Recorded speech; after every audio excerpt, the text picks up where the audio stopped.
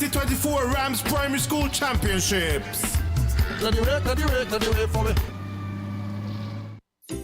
Shop, hunt, and win this Easter with Shop TDC. Hop over to shoptdcgroup.com, register, and start hunting. Search the website for hidden eggs and crack them open to discover amazing deals, exciting giveaways, and more. But wait, customers who spend $250 or more are automatically entered for a chance to win weekly prizes. Don't miss out on the excitement. Visit shoptdcgroup.com today to start hunting. Promotion ends April 6, 2024. Terms and conditions apply. Shop anywhere. Shop anytime.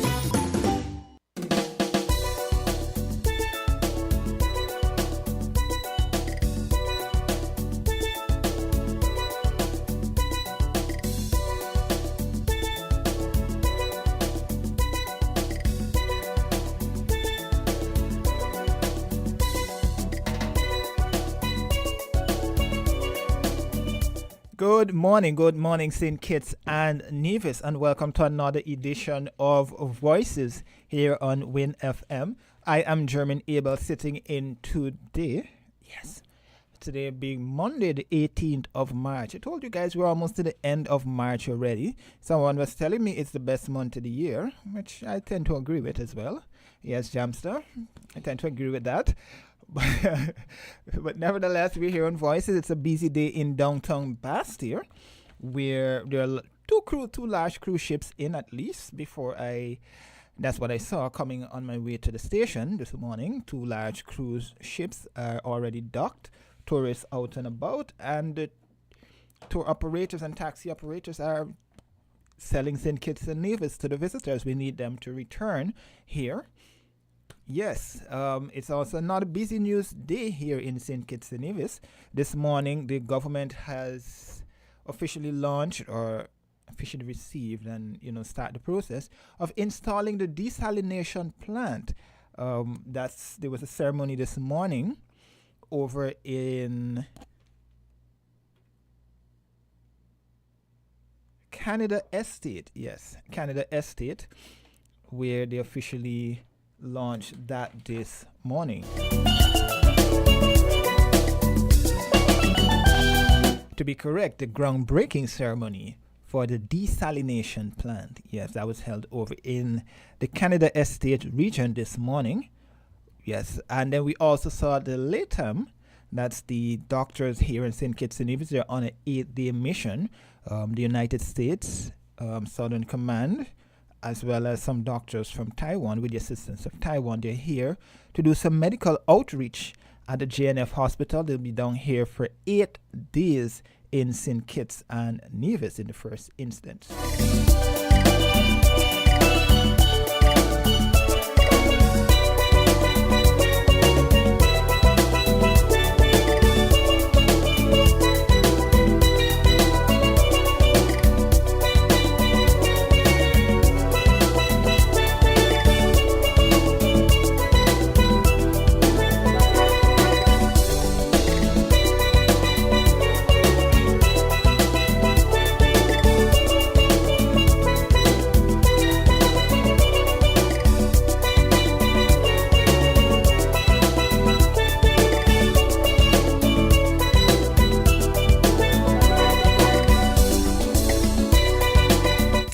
Nevertheless, we're here. Like I said, it's a busy news day. It's an open line, but we will be looking at youth development and youth development through sports in St. Kitts and Nevis and across the region.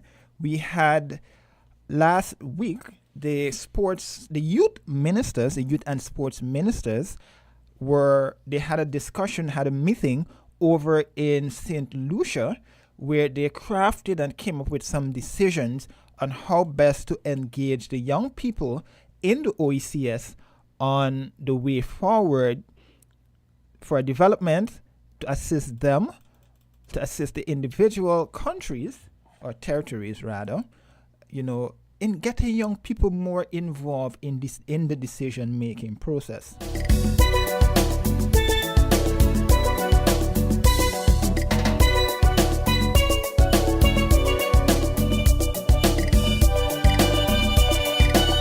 Yes, getting young people more involved in the decision-making process. I know most times we say the young people do not necessarily want to get involved, or the young people don't want to do anything. But how do we get the young people more involved? So they came up with a number of recommendations in order to engage the young people, getting them more involved and begin the discussion on the way forward for integrating the young people of St. Kitts and Nevis into the whole process. At that meeting, the Honorable Ambassador Kenny Douglas attended on behalf of St. Kitts and Nevis. So we'll hear a bit from that meeting in a bit. But like I said, it's an open mic today that you can call in and share your thoughts, share anything that's of interest to you. We also had the Prime Minister on over the weekend, and he mentioned, and one of the big things coming out of that is that St. Kitts and Nevis has not signed on to any free movement just yet, but there's still further discussion that's ongoing. And in terms of, getting people to understand and the education, a committee will be established.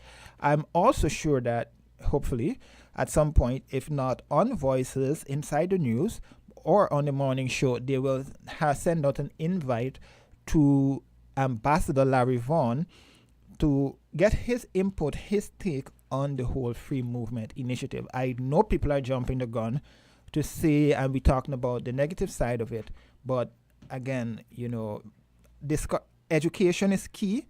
We have not had the education yet in terms of what the policy means or what it's going to look like.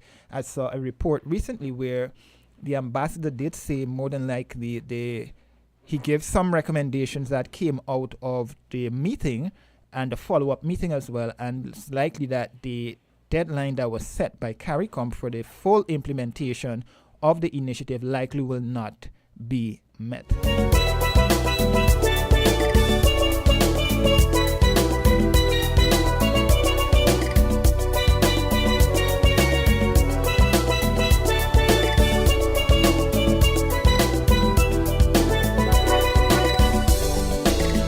But we go to the phone line and hear from this.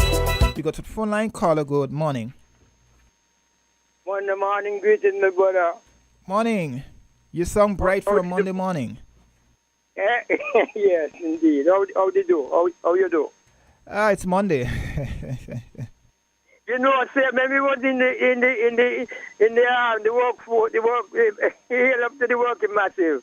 When I was in the workforce for men and people, we used to not got nothing there, Monday morning blues. And that they still stop. Monday morning blues, where you don't You're feel coming like off the weekend. You're coming Eh? off the weekend. Media people never get a rest. Hey, what about things? You don't feel like going out there at all, but, sometimes compulsory you have to go, because you don't know commitment. All right. What topic you got on the table? Well, we are looking at ways in which we can assist young people and hearing from them and integrating them more into the decision-making process, whether or not in St. Kitts and Nevis or across the Caribbean. And I was about to play an audio, but go ahead. That's our topic, or anything of interest to you. We endorse that. We endorse that completely.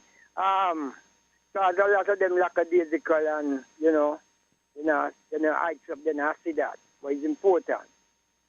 But, going forward still, we need to balance that. Age ought to be there too. Yeah? The gray hairs. I'm not talking about with the gray hair, talking about gray hair with experience, not just gray hair, with experience, so that one can bring something touchable to the table going forward, We truly endorse that. And our population, not just in St. Kitts and Nevis, but regionally, mostly globally, is very young population. It's big, isn't it? Yes. Huge. So what more do you think we can do in order to get the young people more involved? Not just academically, because that's what we do, but involved generally in decision making, because we continue to see, for example, in this administration, a number of young people in holding political office. But that's just that, where else can we fit them in? We can fit them in all sectors. But in doing so, it is very important that we get our act together. Us who are not young ought to be setting examples, models that is up there. Whilst we are seeking to it, as we are extending that invitation to them to be part of whatever, politically and otherwise. Because it is very important, because what we will be having, remember you're talking about decision, Decision is a big thing, Decision and choices run the world, You know that? It runs systems, System is not in a vacuum. It is it is decisions of people that put systems into place. So it is very important that we do that, we don't make one step forward and something backwards. You see me? It is very important because, we are talking about decision making, so therefore we need to set that pace whereby what we are having now is perfect example. You understand what I'm saying? Yeah. Even if it is not perfect, it is getting there, and they are seeing that, so that when they occupy that office or be in that space or asked to make that decision, theirs will be upping up the thing, so that, to posterity, so that generations unborn will come and meet run-ins that, as it ought to be. For us, we have to make it work. But first, we have to make sure that we're not putting cats in front of horses or donkeys. Are you with me? Yeah. Yeah. Okay, I hope I answered your question. I did it in more than a nutshell, but I had to, express No, it you yesterday. see, you answered the question, but for me, right, the discussion now is because we continue to hear that. Let's be frank, people are complaining that the young people are not necessarily finding themselves being integrated, and the young people are also complaining about that, right? That they're not necessarily being integrated into decision making, one, and integrated into certain policies and decisions by those in government, those in authority, are not necessarily favoring them or focusing on them. So the discussion now has to be, how do we get the young people involved, whether it be those people who, quote unquote, are looking for jobs, those who are coming out of school now, who are in school, as well as those young people who are, basically unemployed at the moment. How do we get everyone involved? It's easier, as we said, invite them to the table. But the table must be set. The table have to be set so that when they come to the table, they add to a level that they meet at the table and take it to a higher level. I don't think that we are intentionally, if it is happening, I don't think that we are intentionally shutting the doors from the youth, from young people, if it is happening. So therefore, if it is not intentional, and there is no conspire blind, what you call conspiracy, we are good to go. We invite them to the table, but as I said before, the table must be properly set, so that when these youths come to the table, in whatever field they come in, whatever they end up with, it's good to go. We have to first set the table right. Who is there in decision making right across the board, politically and otherwise, governmental and otherwise. It's like that, There's no going around it, But the youths, them are there, and they are observing what is going on. A lot of them is giddy head, but we still have a whole lot who are observing and have they have their mental faculties up there and seeing what is happening. Are you with me? Yeah. So, yeah, it is not a situation like that. The door is open. We heard of a brethren earlier, and we want to add, happily, we want to add to that, and we want to give thanks to him for that, and that's concerning the hate situation. We don't need them and those to solve any problem. It's not for us. We don't need them, France, America, blah, blah, blah. We don't need them. Let our race solve our own problem. They must stay out. And concerning, we heard a sound too that when our brothers and sisters in that plantation land, if they were to go on cheese and put this and that. No, we don't want to snitch around here. Make them come in. These people don't say a word. See and don't see. How them if you can help them as much as you can, these people, and round and about. Imploring the people them.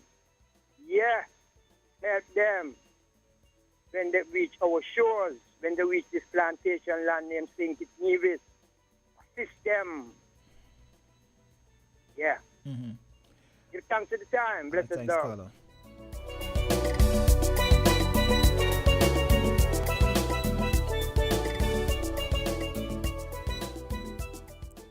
So yes, we are taking a look at youth and youth integration into the society of St. Kitts and Nevis. What more can we do to get young people more involved in decision making across the Federation and wider Caribbean region? That was the one of the topics of discussion recently at the OECS meeting of youth and sports ministers in St. Lucia, and during that meeting they had several young people from different youth agencies looking after the interests of young people.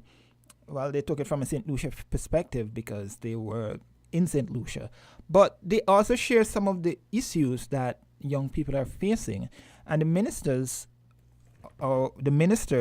came together and at the end of the 2-day meeting they came up with some suggestions and recommendations that will now be discussed by the individual territories, on implementation. Yes, on implementation. So we'll quickly hear from the Minister of Youth, my good friend down there in St. Lucia, Kenson Casimir, and then we'll return to the phone lines and hear from the callers.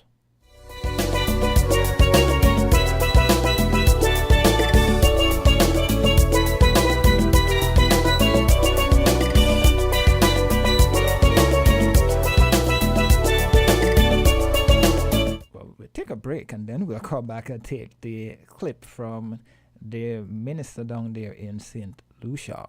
We acknowledge our partners, TDC, Flow, and Rams. What has you so happy? My home internet just got upgraded, and I didn't even have to pay for it. What? Which network you have? Flow! Now I can get the fastest fiber internet in St. Kitts and Nevis for the lowest price. Fastest internet for the lowest price? What's the catch? No catch, my friend. 100 megabits per second for just $135 a month. With Flow, you truly get the best internet experience around. Switch to Flow for the fastest fiber internet at the lowest price. Visit a Flow store today. Conditions apply. Let's the fire! It's pure fire when the track gets set ablaze for the 2024 Rams Primary School Championships. On Thursday, March 21st, the Kim Collins Athletic Stadium has the fire. And on Friday, March 22nd and Saturday, March 23rd, the Sandy Point New Recreation Ground will be set ablaze. Admission on Thursday, March 21st is free. Yep, free. Admission on Friday, March 22nd is $10 children and $15 adults. Admission on Saturday, March 23rd is $15 children and $20 adults. Start time for all days is 12 p.m. sharp. So come on out and bring the family because it's fire on the track for the 2024 Rams Primary School Championships. Ready, ready for me.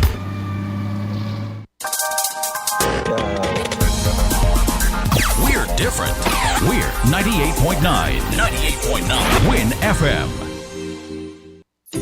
Shop, hunt, and win this Easter with Shop TDC. Hop over to shoptdcgroup.com, register, and start hunting. Search the website for hidden eggs and crack them open to discover amazing deals, exciting giveaways, and more. But wait, customers who spend $250 or more are automatically entered for a chance to win weekly prizes. Don't miss out on the excitement. Visit shoptdcgroup.com today to start hunting. Promotion ends April 6, 2024. Terms and conditions apply. Shop anywhere. Shop anytime. What has you so happy? My home internet just got upgraded, and I didn't even have to pay for it. What? Which network you have? Flow! Now I can get the fastest fiber internet in St. Kitts and Nevis for the lowest price. Fastest internet for the lowest price? What's the catch? No catch, my friend. 100 megabits per second for just $135 a month. With Flow, you truly get the best internet experience around. Switch to Flow for the fastest fiber internet at the lowest price. Visit a Flow store today. Conditions apply.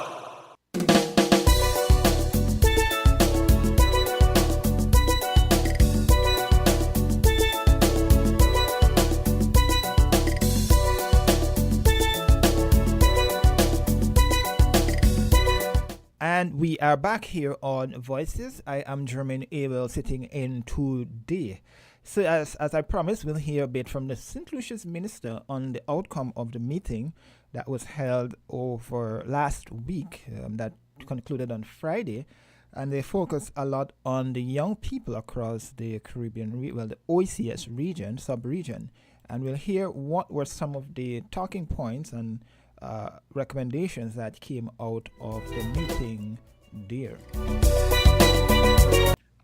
This two-day meeting was certainly well put together, well organized in terms of ensuring that we had very, very in-depth discussion on the way we saw youth and sports development in the OACS.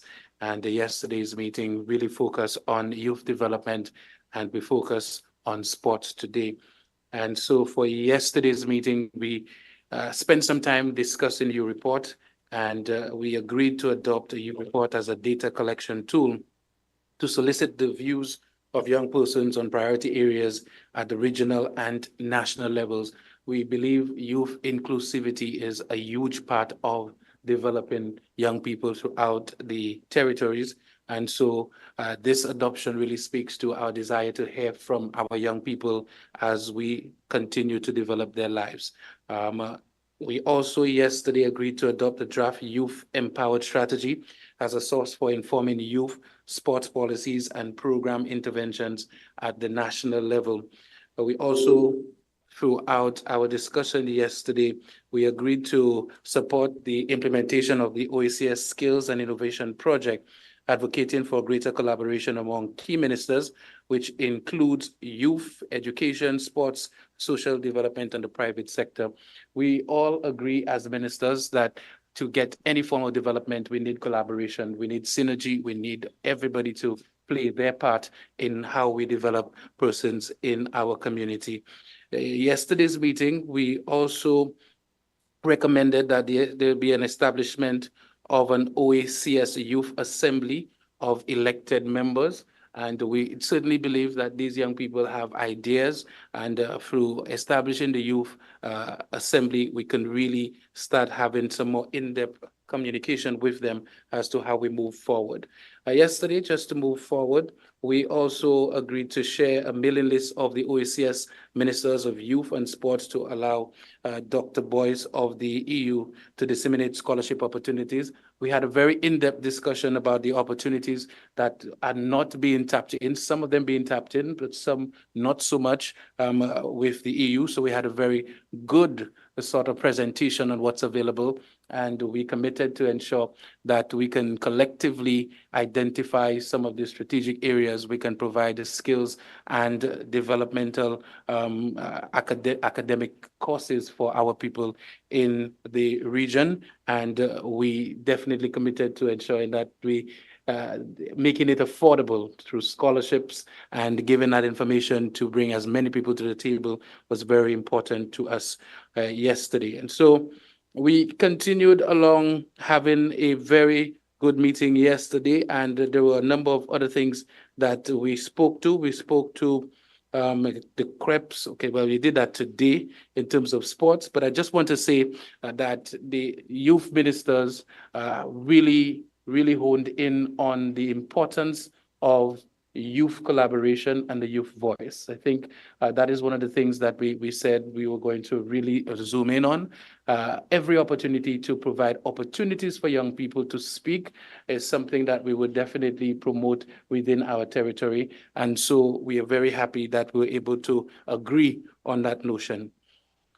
Today, we delved into the sports component of what we want to do within our communities.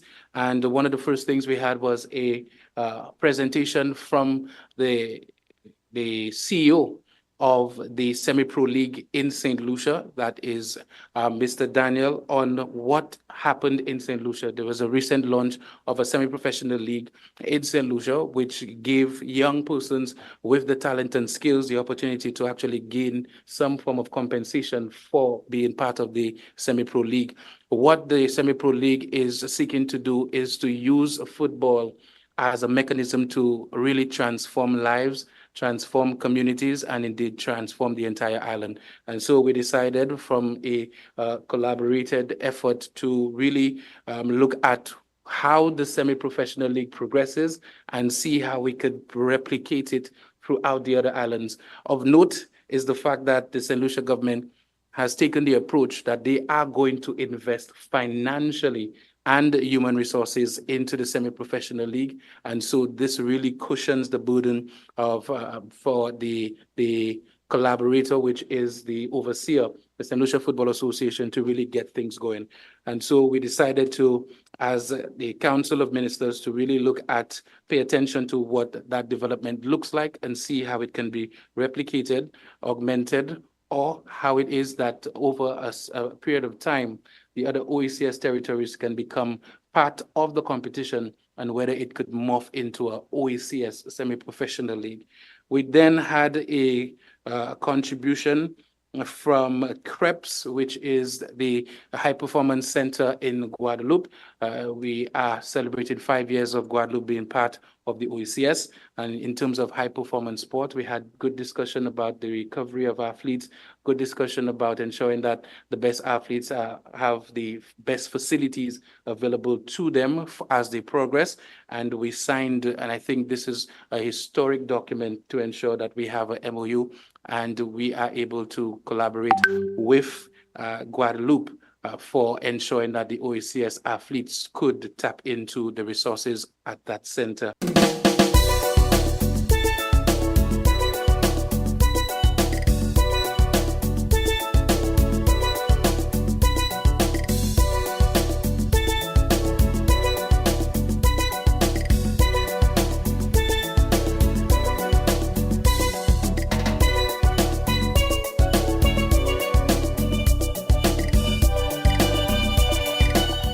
Well, there you had it. That was the Minister of Youth and Sports in St. Lucia, Kenson Casimir, giving an overview in terms of the discussions and some of the recommendations and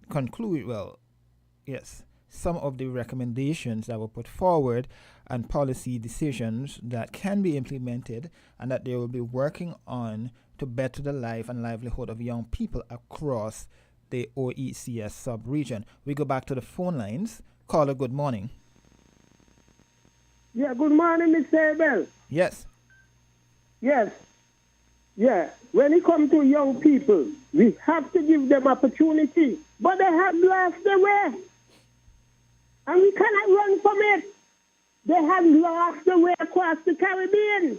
When you listen in my generation and your generation and generation before 1990, you have seen we grow up respectably around these territories. Now, what you're seeing is gangsterism.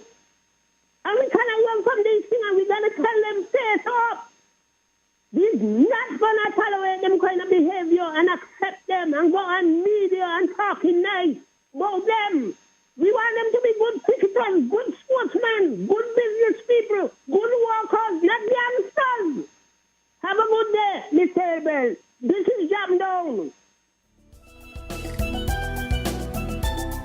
Thanks, caller. Well, you see, that's the thing. How do we, because we are, in essence, and I shouldn't say we, a lot of people are, in essence, pulling down the young people. And you know, there are instances where young people have faltered, but how do we get them to move from the level of falling from the ladder and getting them to climb back up the ladder? I think, and that for me is one of the critical questions that we need to be able to answer at this juncture. Because if we're moving to become a quote-unquote sustainable island state, that discussion must include pulling the young people along with the development here in St. Kitts and Nevis. But how do we do that? Right? This is a start. We have to begin to engage those same young people who we say are quote unquote involved in gangsterism, right? Because you can't build and forget or neglect a section of society because we think that they don't necessarily fit into the narrative or the direction in which we go. We don't want to create a class system where everybody is going forward, but then those who fall through the cracks, we just leave them unattended, right? How do we do that? I think the discussion has to begin in terms of bringing and engaging those young people who would have fallen through the cracks, in terms of what more can we do to assist you to alleviate some of the issues and challenges that you're facing within the Federation, right? And we need those same senior people in St. Kitts and Nevis who knows what it's been like to move from a position of hurt to a position of wealth. You know, we have to begin to share our experiences, get the young people to understand that this is the direction in which we need to go. You may not necessarily be the smartest of the lot, but there are opportunities available for you, whether or not in business, whether in education, whether in just becoming social activists, you know, in terms of developing yourself, your skill set, your mindset, and eventually your family. Because a lot of young people have started families, you know, and they do need assistance, but we need to begin to change the mindset of the young people here in St. Kitts and Nevis.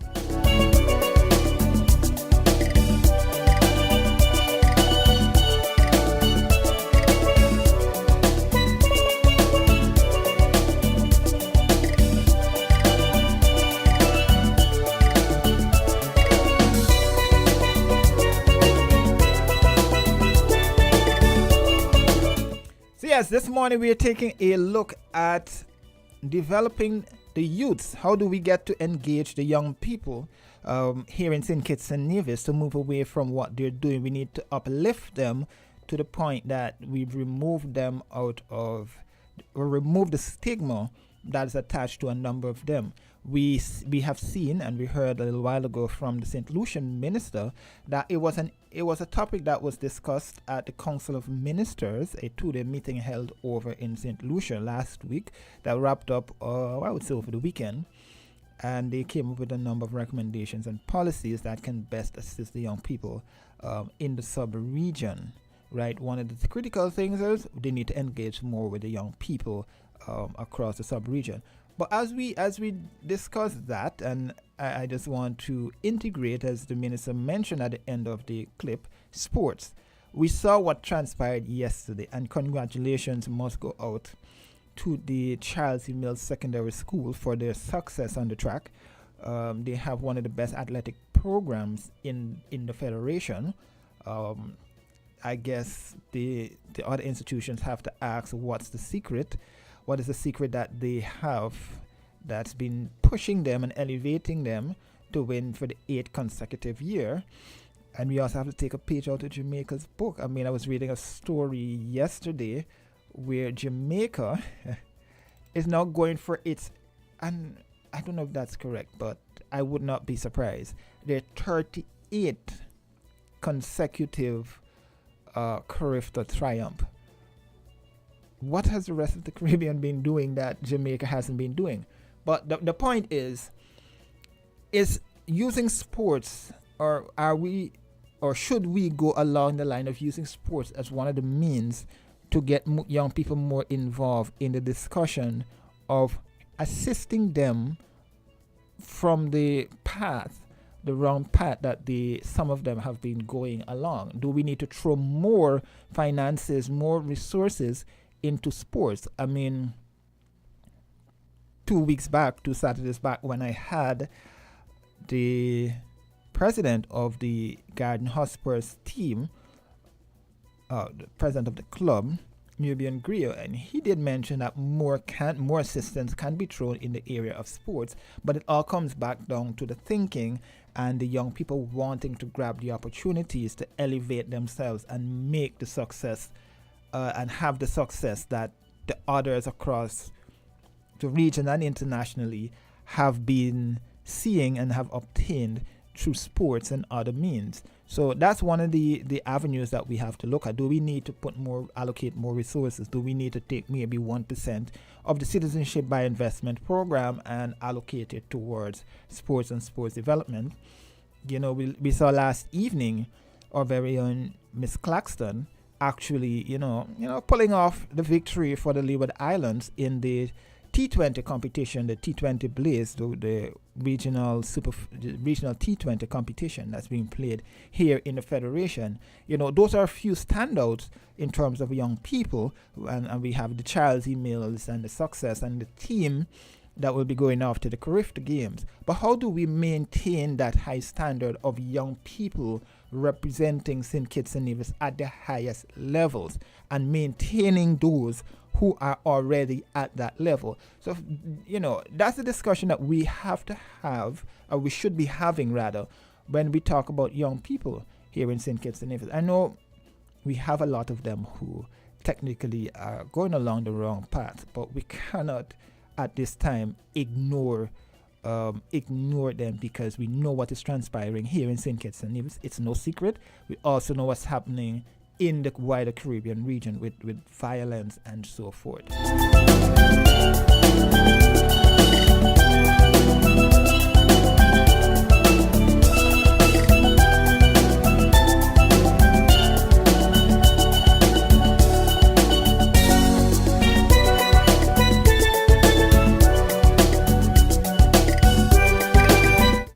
So yes, how do we get the young people more involved? That's our topic for this morning. You can call in and share your thoughts on anything that's of interest to you.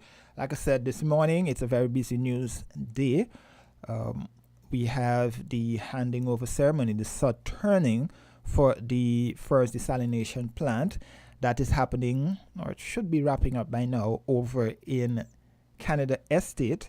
We've been talking about the water situation here in St. Kitts and Nevis.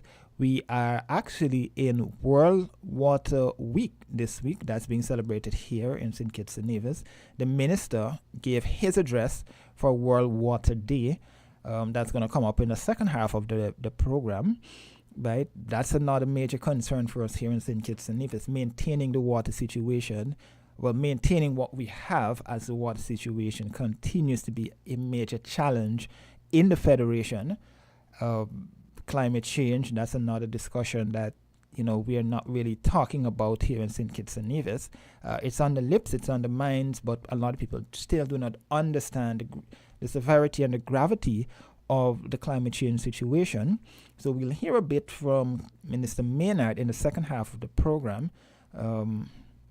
Yes, surrounding the issue of water, climate change's impacts, the impact it is having on the agriculture sector, and so forth. We're actually preparing for the hurricane season. You don't want to have food shortage during the hurricane season or so forth. And we know that the water rationing situation has also been a major issue. Some areas are still under the rationing. We all want to have water flowing through our taps, but a lot of us leave the water on to run while we run to do something else and so forth. So all that's in the discussion of the water situation. Then we saw what the IMF said in terms of pricing the water and pricing electricity in terms of what it is to generate this. How long can we continue to subsidize the water and the electricity and so forth? So these are discussions that are pertinent and on the minds of people here in St. Kitts and Nevis that we are not really paying much attention to. Right? So, yes, you're live here on Voices. It's another busy day in downtown Bastia where we have the 2 cruise ships, at least when I was coming down here. 2 cruise ships here in Bastia.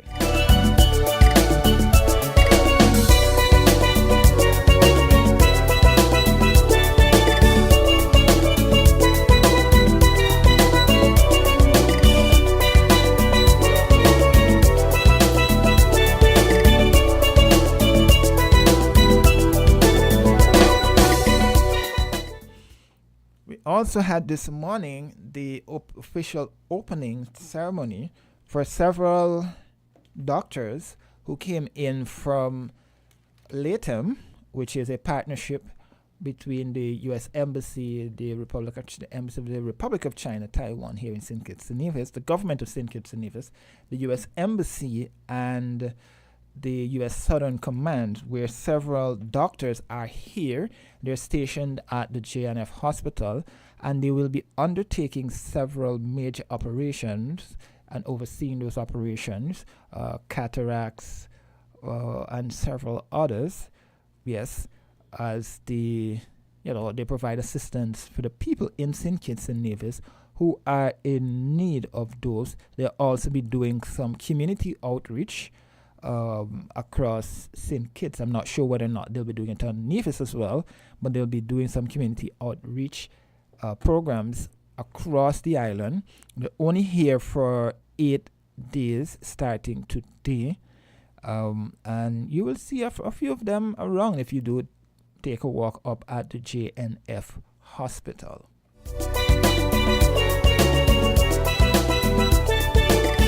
Well, we take a quick break, acknowledge our partners who make the program, the first hour of the program, possible, and then we'll continue with more discussions here on Voices.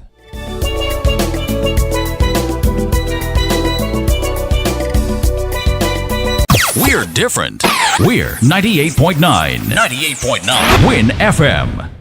Bless the fire. It's pure fire when the track gets set ablaze for the 2024 Rams Primary School Championships.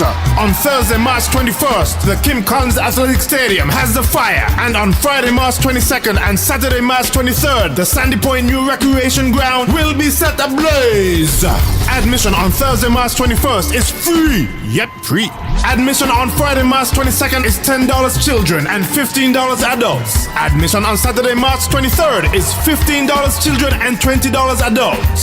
Start time for all days is 12 p.m. sharp. So come on out and bring the family because it's fire on the track for the 2024 Rams Primary School Championships. Ready for me. Shop, hunt, and win this Easter with Shop TDC. Hop over to shoptdcgroup.com, register, and start hunting. Search the website for hidden eggs and crack them open to discover amazing deals, exciting giveaways, and more. But wait, customers who spend $250 or more are automatically entered for a chance to win weekly prizes. Don't miss out on the excitement. Visit shoptdcgroup.com today to start hunting. Promotion ends April 6, 2024. Terms and conditions apply. Shop anywhere. Shop anytime. What has you so happy? My home internet just got upgraded, and I didn't even have to pay for it. What? Which network you have?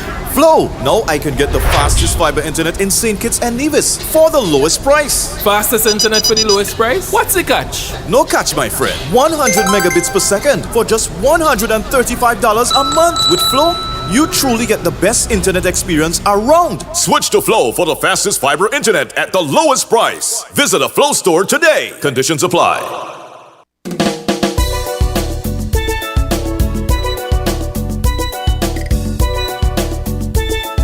And we are back here on Voices. As we wind down the first half of the program, we're taking a look at the young people, youths in general across St. Kitts and Nevis and the wider Caribbean OECS region as well. How best can we provide assistance to those young people to get them to elevate themselves? We go to the phone lines. Caller, good morning. Good morning. Mr. Everybody, how are you doing? I am well, can be better. How are you?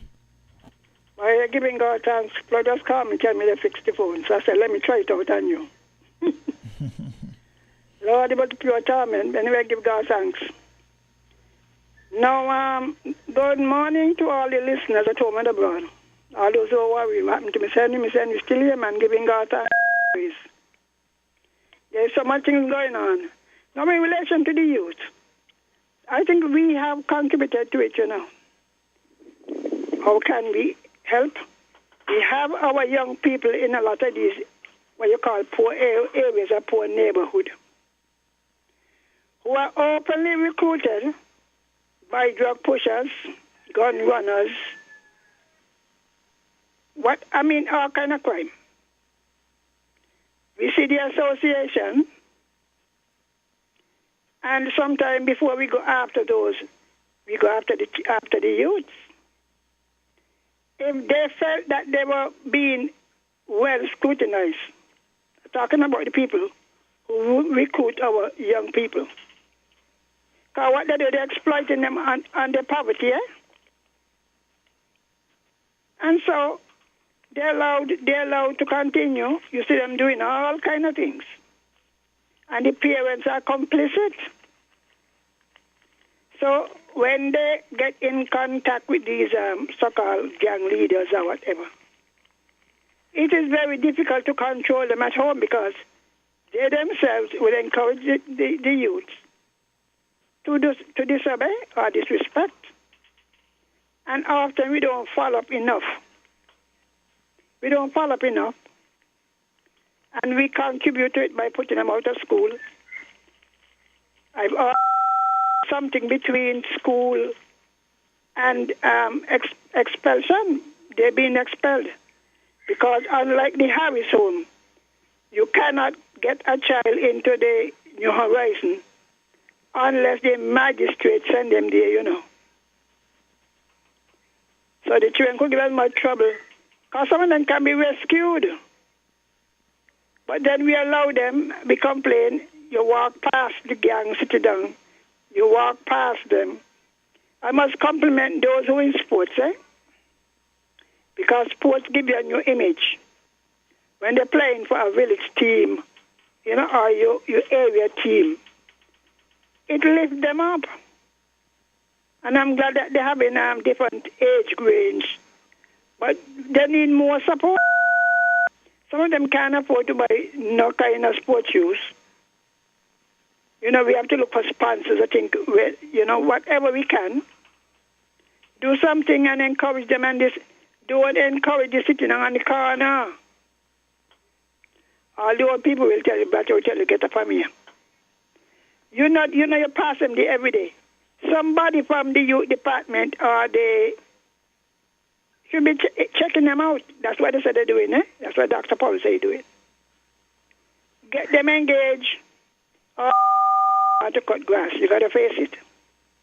Some of them, their ambition is higher than their educational status, but they can be given class and stuff.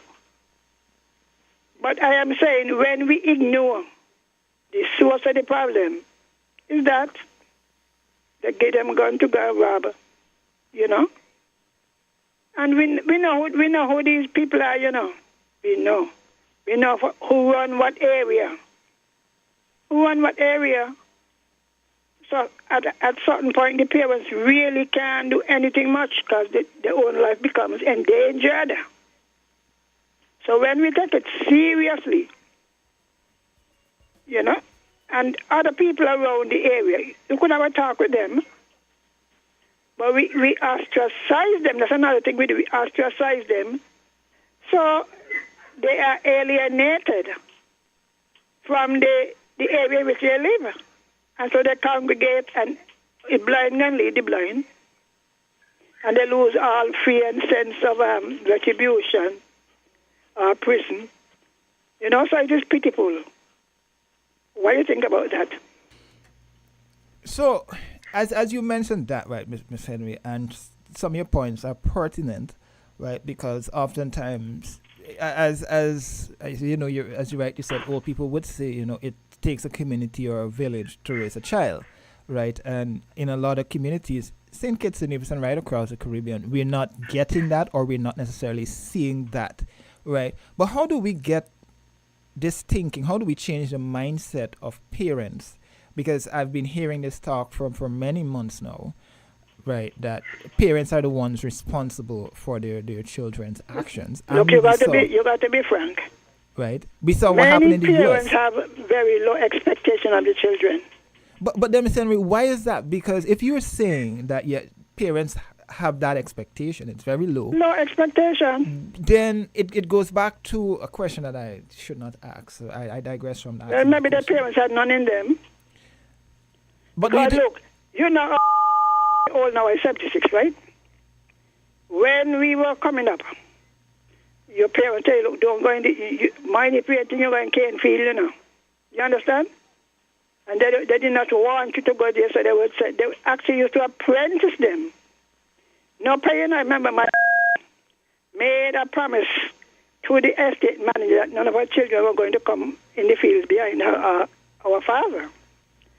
And when my first brother left school, she took him and apprenticed him to a mason in the village. They were working without pay, you know. However, one day the shovel he was working with, the handle broke. The man came and demanded pay. My brother said, not going back. My mother said, you're going back, you know. And he later became one of St. Kitts' top builder. But Ms. Henry, I agree with that, but my concern really, and I'll give you 30 seconds to respond because I have to break for the news, right? We've seen that generation, and including my generation when I was born, because certain things you couldn't do, right, is different from this generation because you can't tell a child he's working for free. So how do we get that expectation into the child's mind? Because I think it's the mindset the problem. Look, I was sent to be apprenticed to seamstress, you know. The children were being prepared. Now, some of these children have fathers who are construction workers. You're growing up. You don't carry them, you don't teach them something. Oh, they want to learn. There's something called when I'm teaching you, you learn. We have be frank, we have very low expectation. We have very low, and so the children, nobody expects nothing of them. So why make the effort? Why make the effort? Do you notice the difference between the poor people, children, and the middle class and the upper class? You don't even talk about the Chinese and the other migrants. They let the children know the local and bring us to St. Kitts to go join the gang, you know. You hear them in Nevis, the top and the debating. They're getting top thing in CXC. The parents, they could come bad man too, because they're in the environment. But their parents have explained to them the expectation. If you go so, this is where you're going to end up. If you make up your mind to die young, I will ensure you. Serious. Okay, Miss Henry, sorry to cut you, but I have to break now. Well, you can call back. I'm glad I got you and it didn't cut out. I was testing the phone. Okay, you can call back after the news. Yes.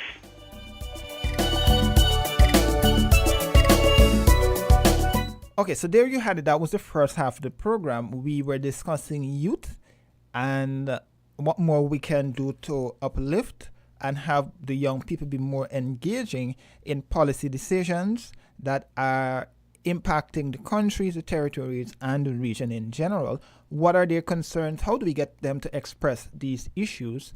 Bring them to the table. That was our discussion for the first half of the program. We'll continue with that on the second half of the program, as well as hear from the minister with responsibility for the water sector, Conrad Maynard, on his speech for World Water Day as the Federation kicks off Water Week. But at this point in time, we have to break for the midday news. Ms. Weeks, she's on the news desk today. Ms. Yolanda Weeks is on the news desk. So we'll hear what she put together for you guys in terms of the latest in the world of news. And I'll be back after the news.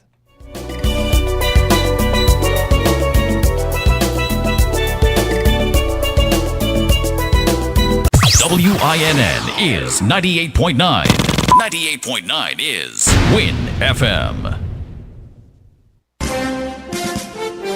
We now bring you the headline news. The headline news is brought to you by Caribbean Alliance, The Grange, and Carib Brewery.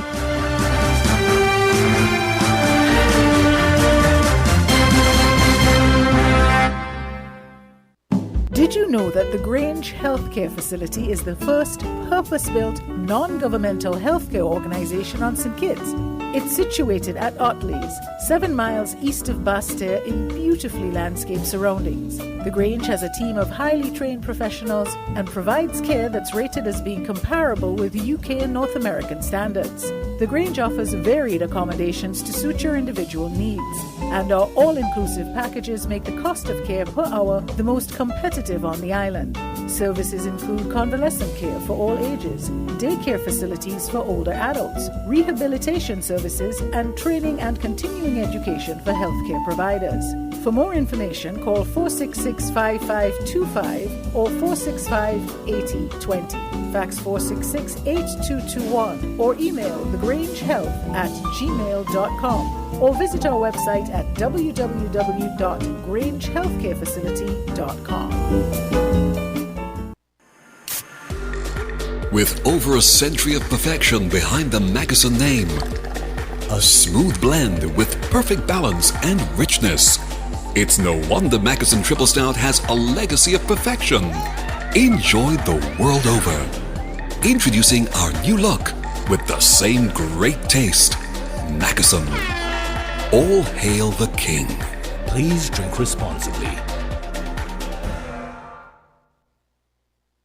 When it comes to the important things in life, your health, your education, your choice of a life partner, and of course your insurance provider, only the best will do. Caribbean Alliance Insurance is the only insurance company in the Eastern Caribbean with an A excellent rating. We have a robust 3-tier reinsurance strategy that protects our policyholders from multiple catastrophes, even if they occur in quick succession. We spread our risks over 18 territories, ensuring minimal impact to individual territories when a disaster strikes. We provide an excellent claims experience. Claim settlement is usually between 24 to 48 hours. Our A excellent rating means that you are more secure with us. Contact us for motor, property, marine, public liability, employer's liability, and other policies.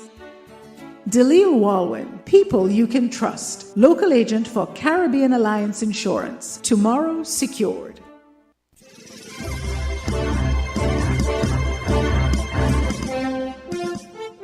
With the Win FM headline news, I am Yolanda Weeks. Locally, Utility Minister shares that the St. Kitts Nevis government is acting upon its commitment to ensure a steady water supply to residents. PM Drew says the St. Kitts and Nevis has not signed on to the CARICOM Free Movement Agreement. The details and more straight ahead.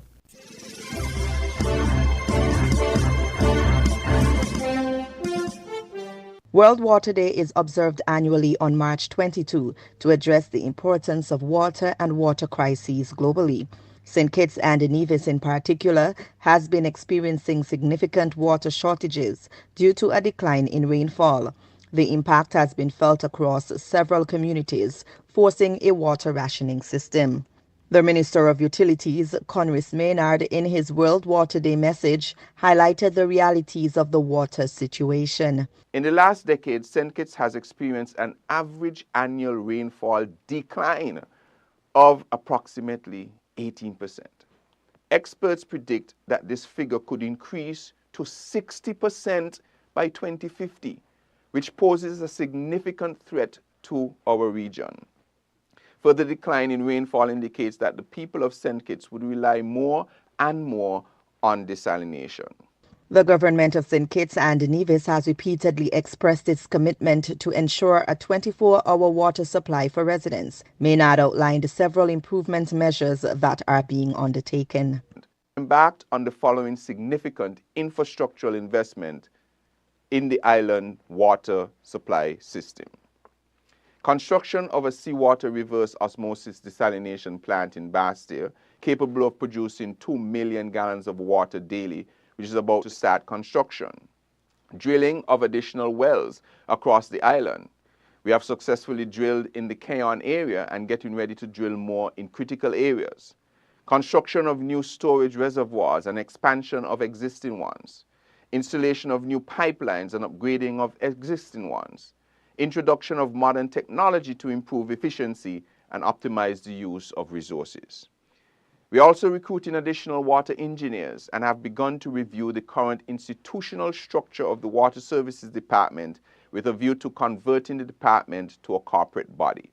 Likewise, the government has demonstrated its commitment to solving the water crisis by increasing its expenditure on water by approximately 400% since taking administration.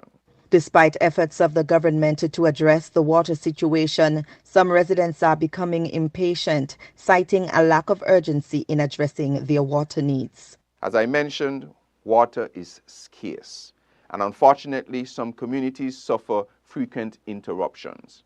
However, I implore you to refrain from equating this with a lack of diligence and concern on behalf of the department or the government. Many workers in the Water Services Department get out of their beds at 3 a.m. in the morning to ensure that the water supply is restored when we get up at 5 or 6 in the morning. Meanwhile, the Minister of Utilities advised the consumers of their role in the sustainable management of the water supply. The sustainable management of our water resources is our shared responsibility.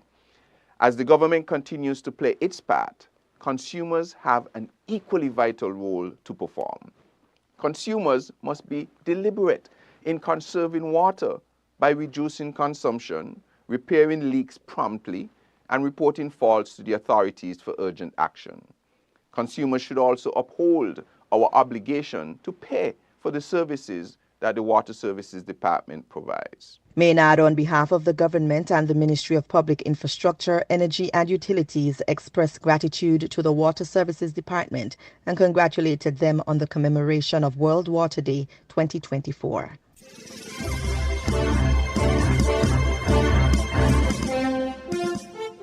Regionally, Finance Minister Carl Mimbert says that the intention was always to ensure that property tax was equitable, given that before 2009 the rates varied in different cities and boroughs.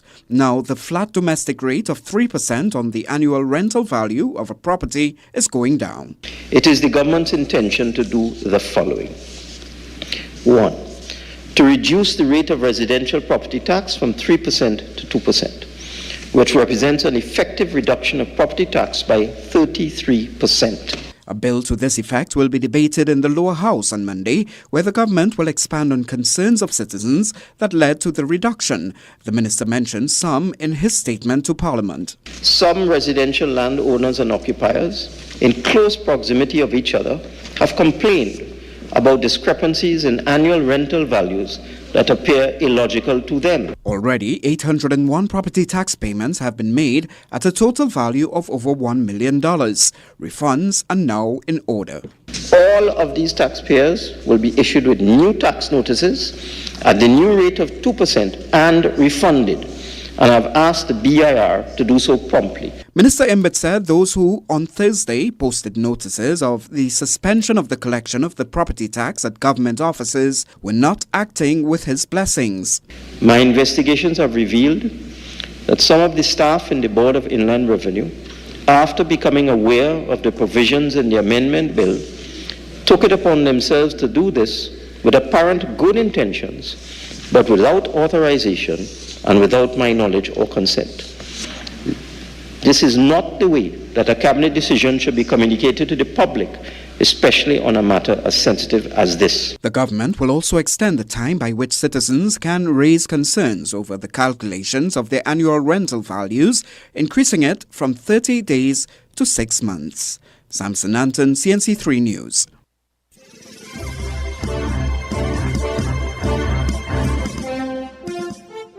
Prime Minister, the Honorable Gaston Brown, is defending the deal involving a building rented for $1 per month from a group that includes his son.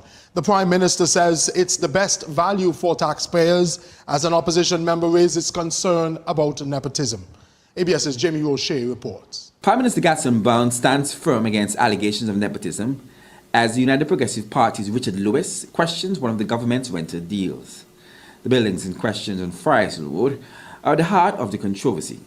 I don't see how, if a family member of mine is renting a building to the government for $1 a month, that could be an issue of any public discourse about corruption and conflict of interest. The Prime Minister provides further details about his son's interest in the building. If IF Antigua Limited is actually the entity responsible for the two buildings, if does not own the two buildings. So, Richard, when you all call me a liar, I said that he's part of a group that owns the buildings.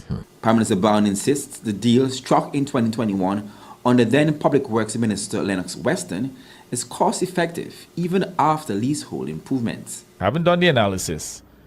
What they spent on that building is actually less buildings that they have done leasehold improvements for other individuals. And whereas they have to pay the rent at $5-6 per square foot.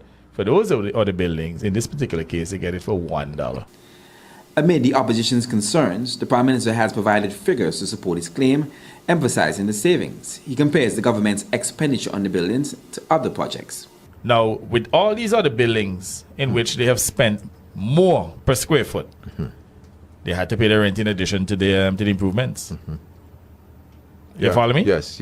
So from day one, from the time they took the key, or keys, rent started to accrue. So you tell me, which is a better deal? According to a document shared by the Prime Minister, the total expenditure for the buildings on Friars Hill Road is $852,834.04.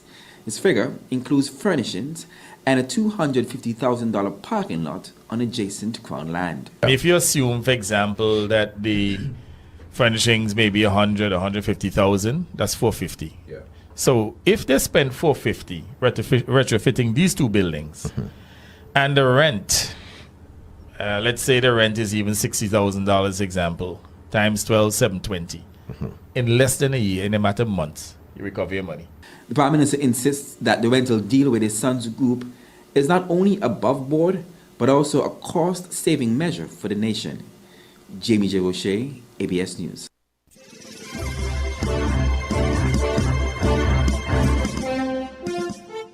Internationally, well, the German Chancellor Olaf Scholz has warned Israeli Prime Minister Benjamin Netanyahu against his plans for that ground offensive in Rafah. The two leaders met in West Jerusalem, and Scholz urged Netanyahu to protect civilians in Gaza and also highlighted the need for humanitarian aid. He says the world cannot stand by as Palestinians risk starvation. The longer the war lasts, the higher the number of civilian casualties rises, the more desperate the situation of the people in Gaza become, the more this begs the question, no matter how important the goal, can it justify such terribly high costs? Or are there other ways to achieve your goal? Take the ground offensive in Rafah. The military logic is one consideration, but there is a humanitarian logic as well. How should more than 1.5 million people be protected? Where should they go? We've just had, I think, a very serious conversation, an important conversation among friends. You express your concerns for two things. One, protecting civilians, and second, provision of humanitarian aid.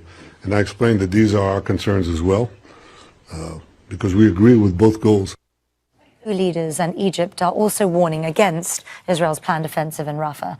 Egyptian President Abdel Fattah al-Sisi met the European Commission President Ursula von der Leyen in Cairo. There she announced an $8 billion aid package for cash-strapped Egypt. Some of that money will be used to secure borders and to limit the flow of migrants.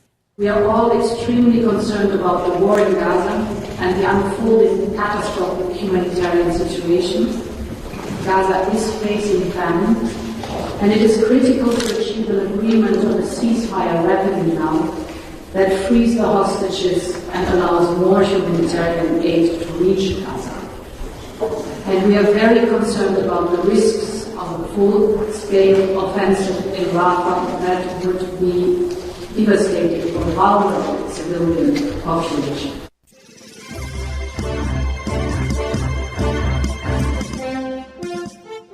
Vladimir Putin has won a landslide in Russia's election, cementing his tight grip on power. The victory gives him a new 6-year term as president and will see him overtake Joseph Stalin as Russia's longest-serving leader for more than 200 years, if he completes it. Добрый вечер.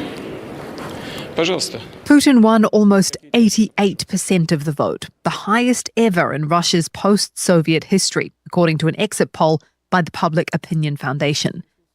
He told supporters in Moscow that he would prioritize what he calls Russia's special military operation in Ukraine and that he would strengthen the Russian military. Я думаю, что все возможно в современном мире, но я уже говорил, и это понятно для всех. He also told the journalists that the presence of Western troops in Ukraine could push the world to the brink of World War III. He added he did not think that anyone was interested in such a scenario. The White House said the elections were not free or fair, with Germany calling it a pseudo-election. So what does this mean for Russia and the world? Andrew Osborne has been covering the election. On the face of it, another 6 years of Putin means more war in Ukraine because there's no sign at all that Putin wants to stop.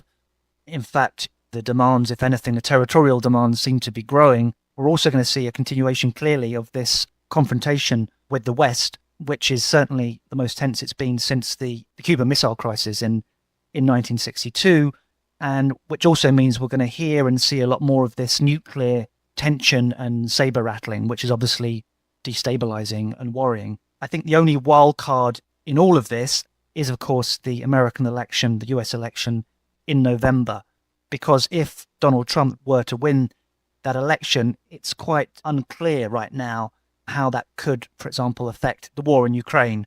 Trump has clearly made some statements suggesting he would not be as supportive of Ukraine as Biden would. And that, of course, could mean that the course of the war is different and therefore that Putin himself might behave in a different way. But that's an unknown and we'll have to wait and see clearly.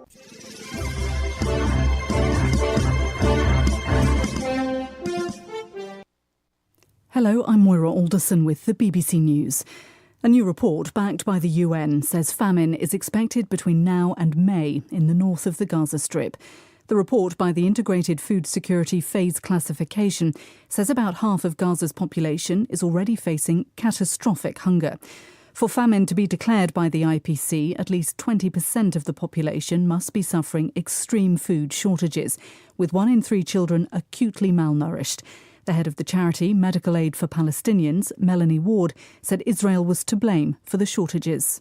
There's no doubt that Israel has created a situation where famine is now imminent in Gaza. And this isn't happening because the rains have failed or there's been a poor harvest. It's because starvation is being used as a weapon of war.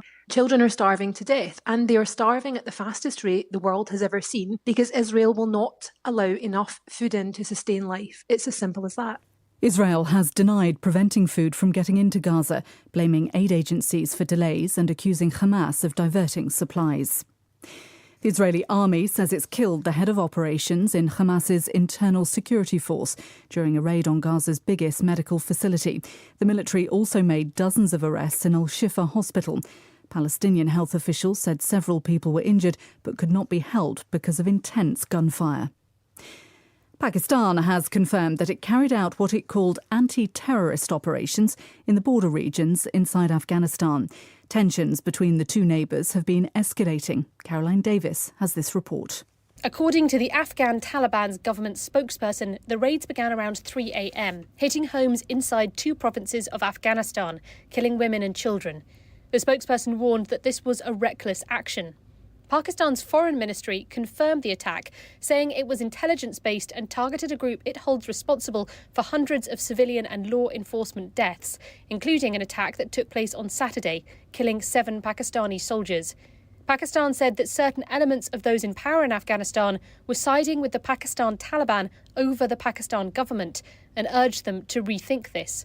Ethiopia's largest commercial bank is trying to retrieve millions of dollars withdrawn by its customers after what it called a systems glitch. More than $40 million were reportedly withdrawn from the state-owned Commercial Bank of Ethiopia by customers who found they could take out more cash than was in their accounts. Kalketan Yibotel reports from Addis Ababa. The incident took place in the early hours of Saturday morning. Word spread through phone calls and messaging apps. Long lines were formed near ATMs and it took hours for the bank to freeze all transactions. The bank has not disclosed the amount of money it has lost, but it's now calling on the customers to return the money they took. Questions remain on how the issue occurred. BBC News. A fact-finding mission mandated by the UN has found that women in Iran still face wide-ranging discrimination. At a session of the UN Human Rights Council, the Special Rapporteur on Iran also said at least 834 people were executed in Iran last year, a year-on-year rise of over 40%.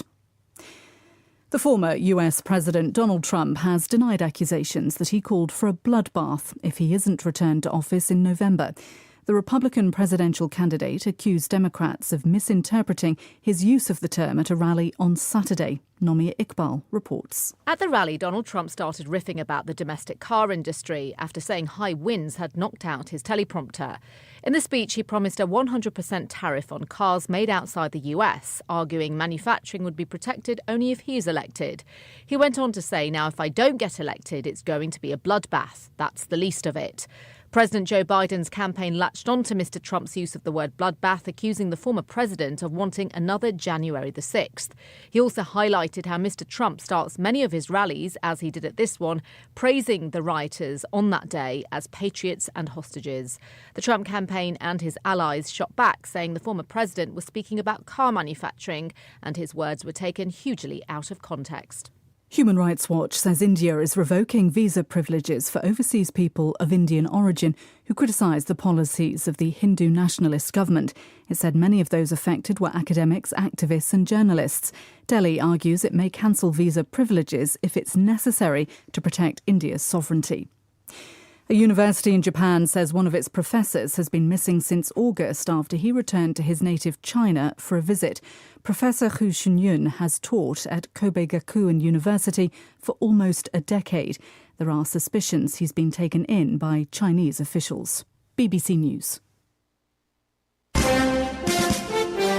That was the WINNFM Headline News. The Headline News was brought to you by Caribbean Alliance, The Grange and Caribou.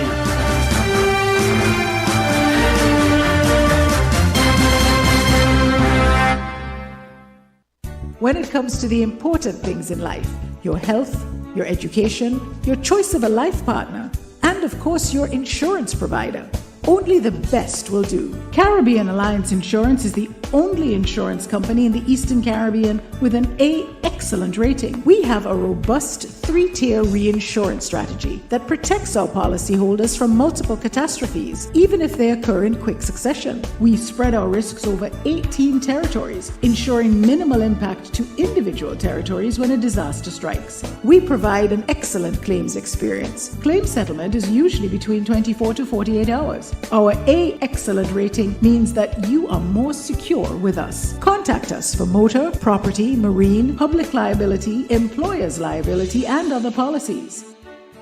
Dalil Walwyn, people you can trust. Local agent for Caribbean Alliance Insurance. Tomorrow secured. Maybe it's the way the brilliant gold liquid reflects our sunshine, or how the bright blue of its label mirrors the clear Caribbean skies overhead. Maybe it's the fresh, crisp taste of this beastly cold beer on a scorching hot day. Maybe it's even the way it brings us all together. But one thing is for sure, Carib is very much a part of who we are wherever we're from in the Caribbean. Carib. It's the way we play. Drink responsibly. Did you know that the Grange Healthcare Facility is the first purpose-built, non-governmental healthcare organization on St. Kitts? It's situated at Otley's, 7 miles east of Basseterre in beautifully landscaped surroundings. The Grange has a team of highly trained professionals and provides care that's rated as being comparable with UK and North American standards. The Grange offers varied accommodations to suit your individual needs, and our all-inclusive packages make the cost of care per hour the most competitive on the island. Services include convalescent care for all ages, daycare facilities for older adults, rehabilitation services, and training and continuing education for healthcare providers. For more information, call 466-5525 or 465-8020. Fax 466-8221 or email thegrangehealth@gmail.com or visit our website at www.grangehealthcarefacility.com.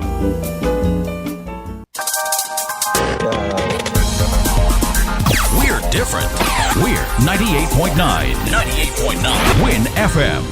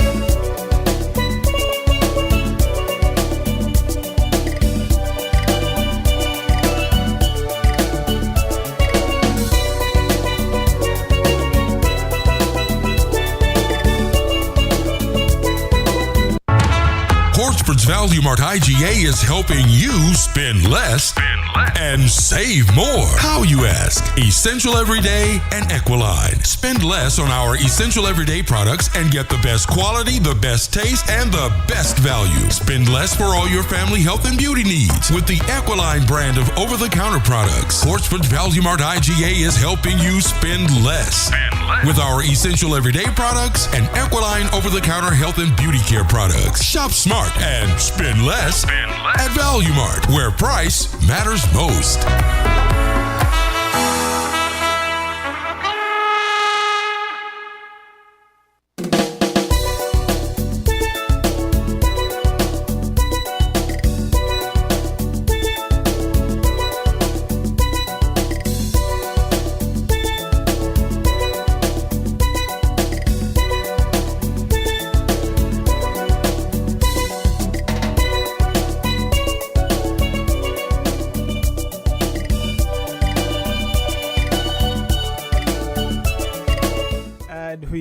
Back here on Voices here on Win FM. I am German Abel in today. Sitting in today. We go straight to the phone lines. Caller, good afternoon. Good afternoon. I think we should challenge the notion that people nowadays do not have high expectations for their children. Right? I see no evidence of that. Right? As a matter of fact, if you look at what is happening in the society, it seems as if parents are going above and beyond to make sure that their children are at least well taken care of, at least in the early stages. I think the problem is that it is not that they don't have high expectations. What they have is unrealistic expectations, and their expectations need to be better managed, because although they may have exceedingly high expectations at the outset, and nothing is wrong with that, the society as it stands now defines success in a particular way. That in itself is unrealistic. You probably heard of before everybody wanting a lawyer, an engineer, a doctor in the family kind of thing. I think that is what they start out with. But obviously every child can't be that. And it is when it becomes clear that that is not going to happen, that is when the problem starts. Okay? Whether there is less, the child may be treated differently, maybe concentrated on one particular child, the siblings who show more promise, those kinds of things. That is when the problem, I think, starts, right? And it's perpetuated in the schools as well, because of the system that we have, where we do not value non-academic prowess in the same way as we do academic success, right? And so right there and then, as soon as you start to essentially classify children at that very early stage, it becomes a problem later on. They become prey to a lot of other distractions. All right? So I think, it's not just, what I'm saying is not just the parents' fault. They're part of it as well, with their unrealistic expectations. But it's also the system that we have, our education and training systems, our societal, the way our society looks at what success is, all right? And when it's apparently not going to be achieved, then we have problems. There's this attempt to get it by any means possible. And that is, I think, is where the problem starts. So I would not say that the parents don't have high expectations. I've seen too many of them make some really serious sacrifices very early on, and you wonder how they do it, but they do it. But later on, when it seems as if, shall we call it, investment, quote-unquote investment, doesn't seem to be panning out, then I think is where the problem starts, and the parents become less attentive to what's happening, and the children become prey to other pursuits, other the bright lights and the trinkets and, those kinds of the lifestyle, the popular lifestyle, those kinds of things, right? But Carla, they lose focus, they lose the whole idea of what behaving in a civilized society is like. They don't become well socialized, regardless of how they turn out, because of these expectations, the high expectation, the unrealistic expectations of the parents, and of course there's the peer pressure as well.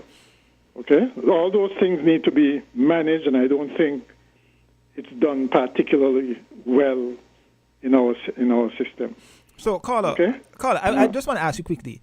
When you say not managed properly and whose responsibility it is, because when we talk about the peer pressure and the fact that it's the packaging, because one of the bottom line issues, and you alluded to it, was the fact that parents in general expect their kids to become doctors, nurses, these major professionals people, yeah. in society.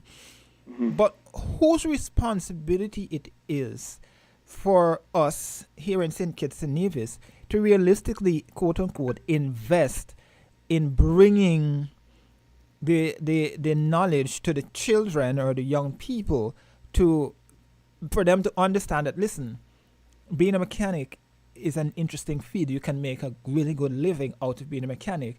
You can make a good living out of being a professional farmer. Or so whose role it is? Is it society? Is it the government's responsibility? It's a collective responsibility, right? That's why I said society needs to redefine what being a success is. It's a collective responsibility. I mean, you can't get away from the fact that society as a whole looks towards certain, professional people generally as, shall we say, the cream of the crop, okay? And reward them as such. That's important. The reward, right? If it can be shown that the mechanic, the agricultural worker can be, certainly can have a standard of living that is commensurate with or on par with other professional people. I don't think we would have too much of a problem, okay? The fact is that even though there are examples of such people, they are few and far in between, as opposed to, let's say, other professions where, generally speaking, you're not going to find a poor lawyer or a poor engineer or a poor doctor, right? But you'll find, you might find a poor mechanic. There are exceptions, yes, exceptional ones. But generally speaking, you'll find somebody in agriculture who just eking out a living, those kinds of things, right? And so it's society's reward and recognition systems that need to be changed, and that's the hard sell for it permeates this entire society. I mean, government has it in its salary structure. The private sector also do the same. So we unconsciously perpetuate the existing system, and unless that changes, and that's going to be very difficult to change, I think we're in for a long haul with this, with the way that young people, eventually develop, how they develop, One other thing, in your news item, I noticed that mention was made of Gaston Brown's latest escapade, shall we call it that, where the government is renting something from his son.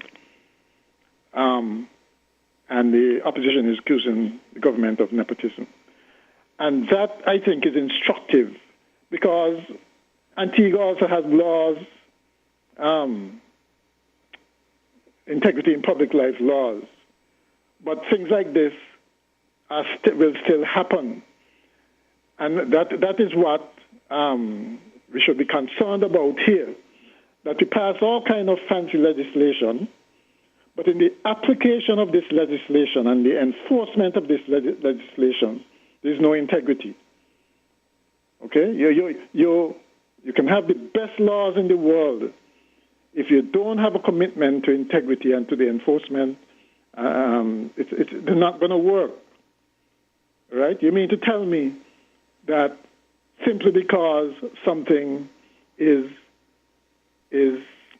not illegal, you're going to go ahead and do it? You don't care how it looks, that perception does not count,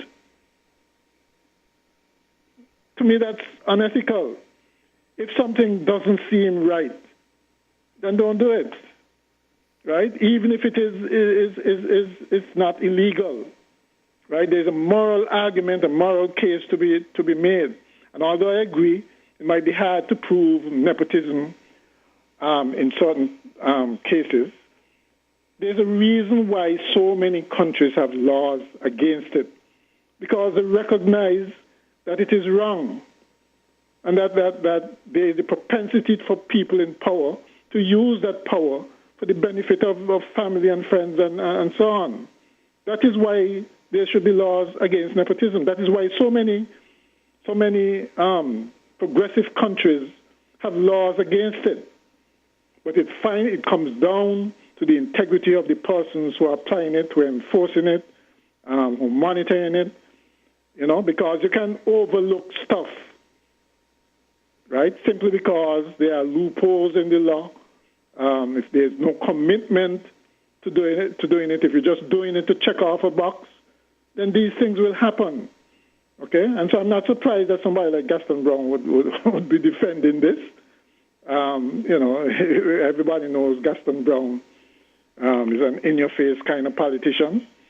So it's not surprising, but it certainly has lessons for us here. Right? It's not just about passing laws. It's about making sure that everything looks, not just looks over above board, but is actually above board. Okay, and politicians don't use politicians and other people in power and authority don't abuse this by looking for loopholes or trying to circumvent the intent of what the law is saying. All right. Thanks, Carlo.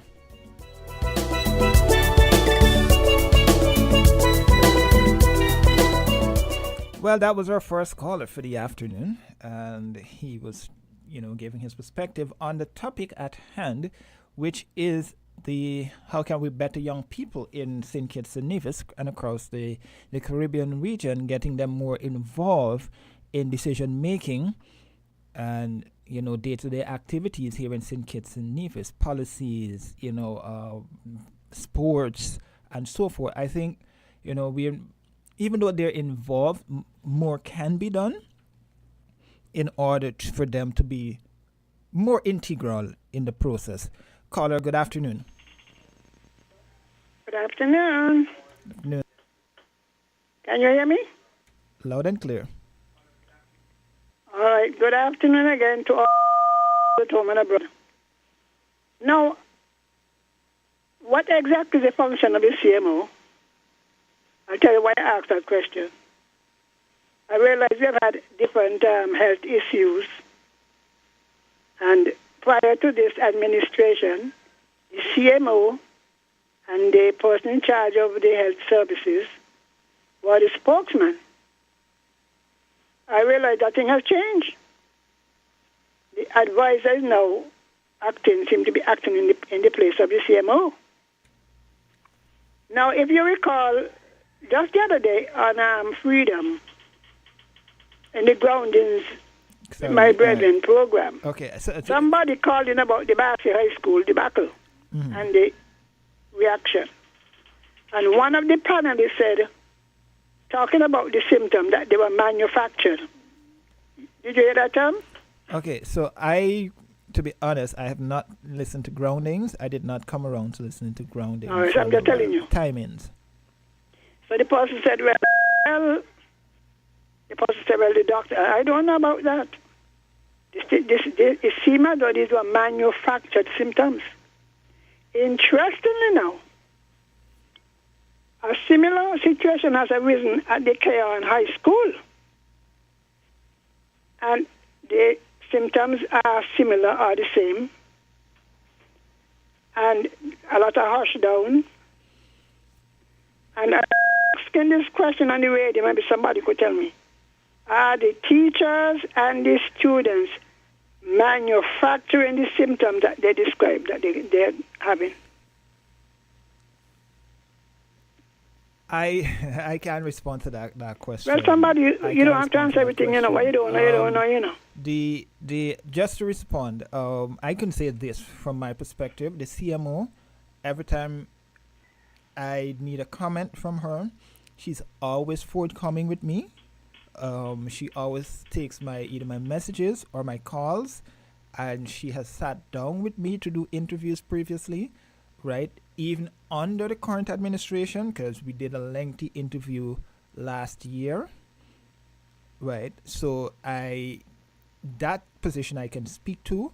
Every time I reach out to her, she's very forthcoming with information. Right? Yeah, she's a nice person. It may be a case that she may not necessarily be speaking out on every issue, right? Because she might have other people who. When I hear some things, right, I ask her, where's the CMO? Right. Because to me, as far as I understand, that is a position. But where you have advisors taking over the jobs of technicians and the qualified persons. Dr. Martin. Not one alone. Hold on. Dr. Martin has been forthcoming with information that is directly in his purview that he thinks that needs to come to the public, right? I can't speak why the CMO hasn't been coming to the public, but I can say that Dr. Martin comes when he. Yeah, but he is an advisor to the Prime Minister. Miss Henry, he's not the CMO. Miss Henry, what I'm saying. Now, this thing about the triad, I am glad somebody asked the question, you know, because I don't remember when the Phipps, when they had the same triad story. The triad? Oh, you're talking about the triage? Yeah, triage, triad, same story. That matter was addressed because at first I'm glad the person called back because it gave the person the wrong impression. But I'm glad Dr. Joe corrected himself. You know, because there's no big thing if they take your name, whatever, that has been established. You know? Now, another thing. How young, at what age does one become an ambassador? Well, I don't know. I can't answer that question, but it depends on what level of ambassadorship you are. Now, you recall when the youths were going on the St. Nevis. Yes, that's what I'm saying, right, Miss Henry? Right. It depends on what specifically is the was that nepotism? That it would be part of the whole discussion that you have with the government. So, for example, you're not necessarily going to be an ambassador that's going to be stationed in one of the international countries, well, in one of the countries, right? I'm not accusing you. I'm asking the question. There are different levels of because the position. We're talking about nepotism in Antigua, and bit by bit, and this thing is becoming blatant, open. You know, I said, well, wait. I didn't even know he was a member. Yeah, he's going with them as the ambassador, Mr. Ambassador. Yeah, but Ms. Henry, again, right, I don't want people to take away the wrong idea, right? We saw, for example... Well, you don't know either. Yeah, but what I'm saying is, we saw the young man went last year as an ambassador with the robotics team. This year, robotics. Right? Is he a member of the club? Hold on. This year, we saw Miss Claxton being part as ambassador for the youths and whatever it is. Right. From what I'm understanding, it's not necessarily a paid position. It's not a paid position. Some of these people. No, whether paid or not, when you use the term ambassador represent the country. Yes. Isn't that so? Not necessarily the country alone. Yeah, they have CARICOM youth ambassadors. Yes. So I wanted to know what was his real position, and isn't that nepotism? Miss Henry, you're raising some pertinent questions, right? Yeah, but when I heard it, I said, Lord Jesus, here we go again. I'm just giving my perspective on what it is. Those questions can definitely be posed. You don't want to make no opinion. No. I'm just saying, because you're asking at what age does one become an does ambassador? one become? Right. I know they have CARICOM youth ambassadors, eh? So this is what I'm saying, that based those on... Pay is not the issue. Based... Because do you know councillors are not paid? Do you know? They're not paid, but some receive a stipend. They're not paid. Some receive a stipend. Pay is not the issue. If you're a councillor, you do the services free. Or you may just... Miss Henry, all I'm saying is, right, is we have a number of young people who are elevating themselves, who the government have recognized as standout people that should be leading a particular segment or section of society because they have a certain influence, right? Because of that influence, I mean, if, for example, someone is, like I saw recently, the cricketer Mr. Joseph, he's now an ambassador for tourism for Guyana. And when you have these standout people and you recognize them, you put them at the forefront so that they can be an influence for the country, an influencer for the country. And I think that's what they're doing here, right? You raise some pertinent questions now that warrants follow-up. But in some of these instances, they're not being paid. On part of the CBI. So I hope he's thinking about it again. I think it was very, very unreasonable. His answer was unreasonable. Why should imagine that Nevis borrowing? You see all of that debt Nevis chuck up? Nevis have to be borrowing for everything they want to do. And at the same time, they're not even getting a portion of the CBI funds. Is that reasonable? Well, Dr. Joe, I expect better of you, eh? I know they have some advisors who still sharpening the machete. It is unreasonable what you said. I mean, imagine, Nevis must go and borrow to go finish hospital. When they're only working on the roof for this one, the data that one, they're going to build that one. So what do Nevis to do? Nevis, you see, it backfired on Mark, you know. If Mark kept up the demand for the fair share, he would never be saying that. And I'm calling upon Dr. Drew to do what is right by the division. They have a stadium that is incomplete. Kim Collins was built, the Taiwanese gave some of the money and we put up the rest. So Neve is supposed to suffer while we show up in circus. You see why this letter? Miss Henry. Enmity will not Miss Henry. end. Miss Henry. I understand that you're raising pertinent questions, but the stadium, the Nevis Stadium, right?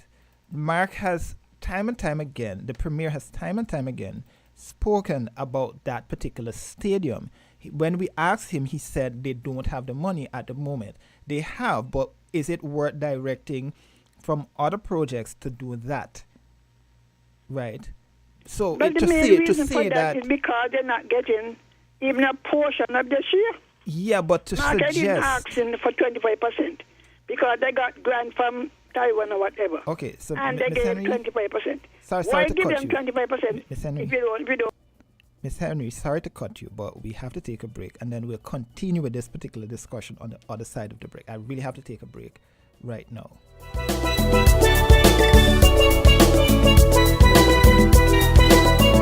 Yeah, I have to acknowledge our partners. I kind of went over time there. SL Horsford and Company Limited, and then we'll come right back. And I just wanted to finish off that point I was making with Miss Henry. Found the sound 98.9 FM.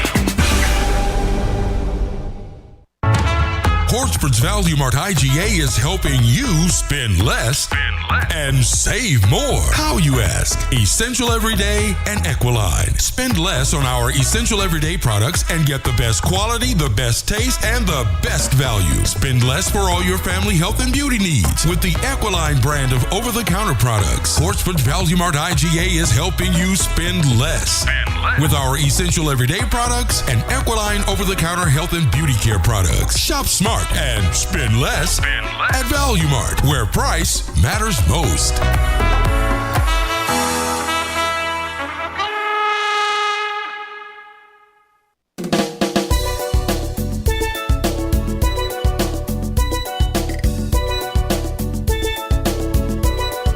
And as we come back, we go straight to the phone line. Caller, good afternoon.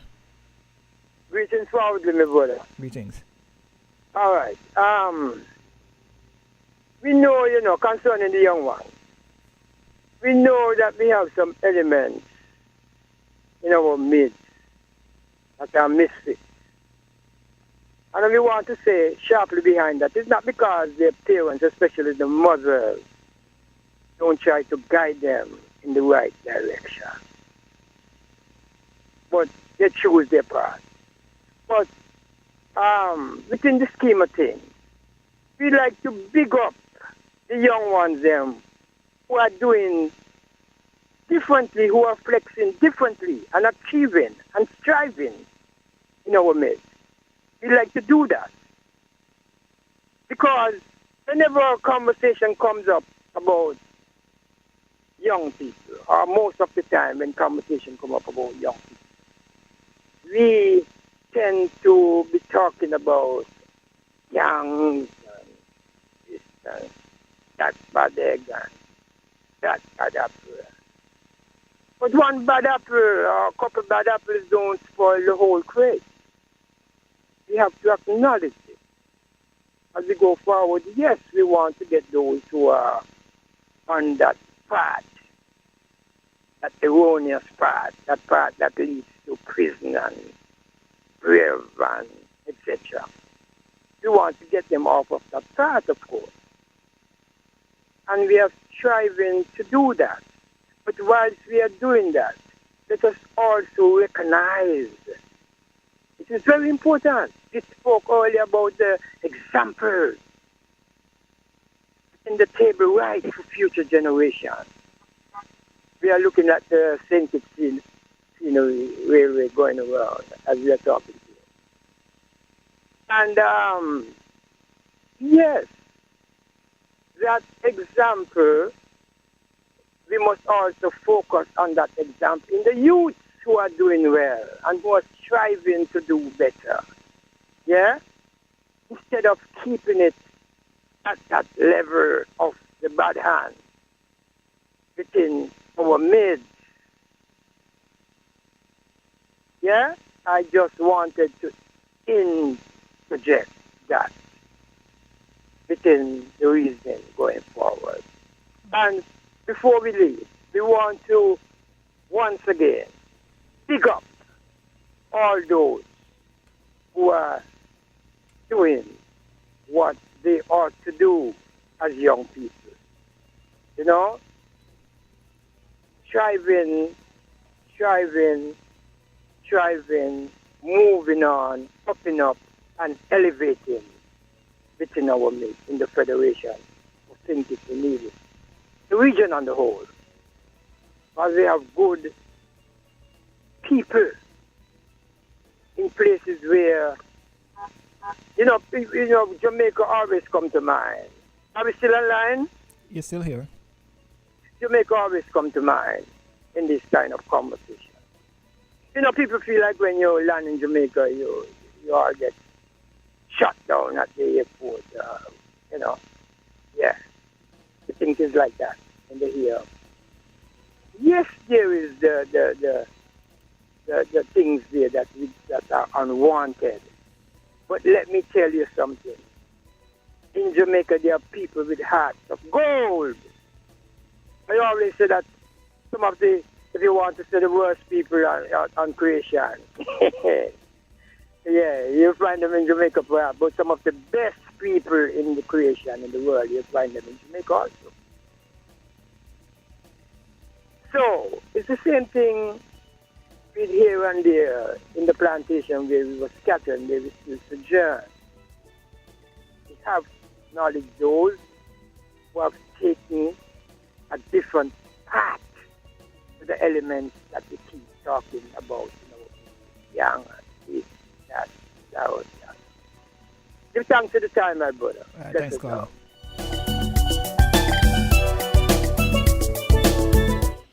So yes, we are looking at youths and how best we can, assist youths coming out of decisions that were made at the last OECS ministerial meeting that was a two-day meeting that was had last week. It was held over in St. Lucia. Right there, we saw a number of decisions coming out, but being realistic and pragmatic, what more can we do? Are we providing enough? Do we need to allocate more resources in the budget, towards youth development, towards sports? We saw last evening the young people, and once again, congratulations to the Child's Email Secondary School for their 8th consecutive win of the national championships. They must be doing something right in their track and field system over in Sandy Point, right? But how do we maintain these young people, this generation, to be the next generation of people? Do we need to allocate more resources? Do we need to throw, is it a case that we need to take 1% of the CBI program and allocate it towards sports development and youth development in the federation? We go back to the phone lines. Caller, good afternoon. We lost that caller there. Caller, good afternoon. Okay, so we're losing those two callers. Caller, good afternoon. Hey, good afternoon, sir. Yes. And good afternoon to the listeners home on the broadcast Brown here. You're asking questions concerning youth development. Yes.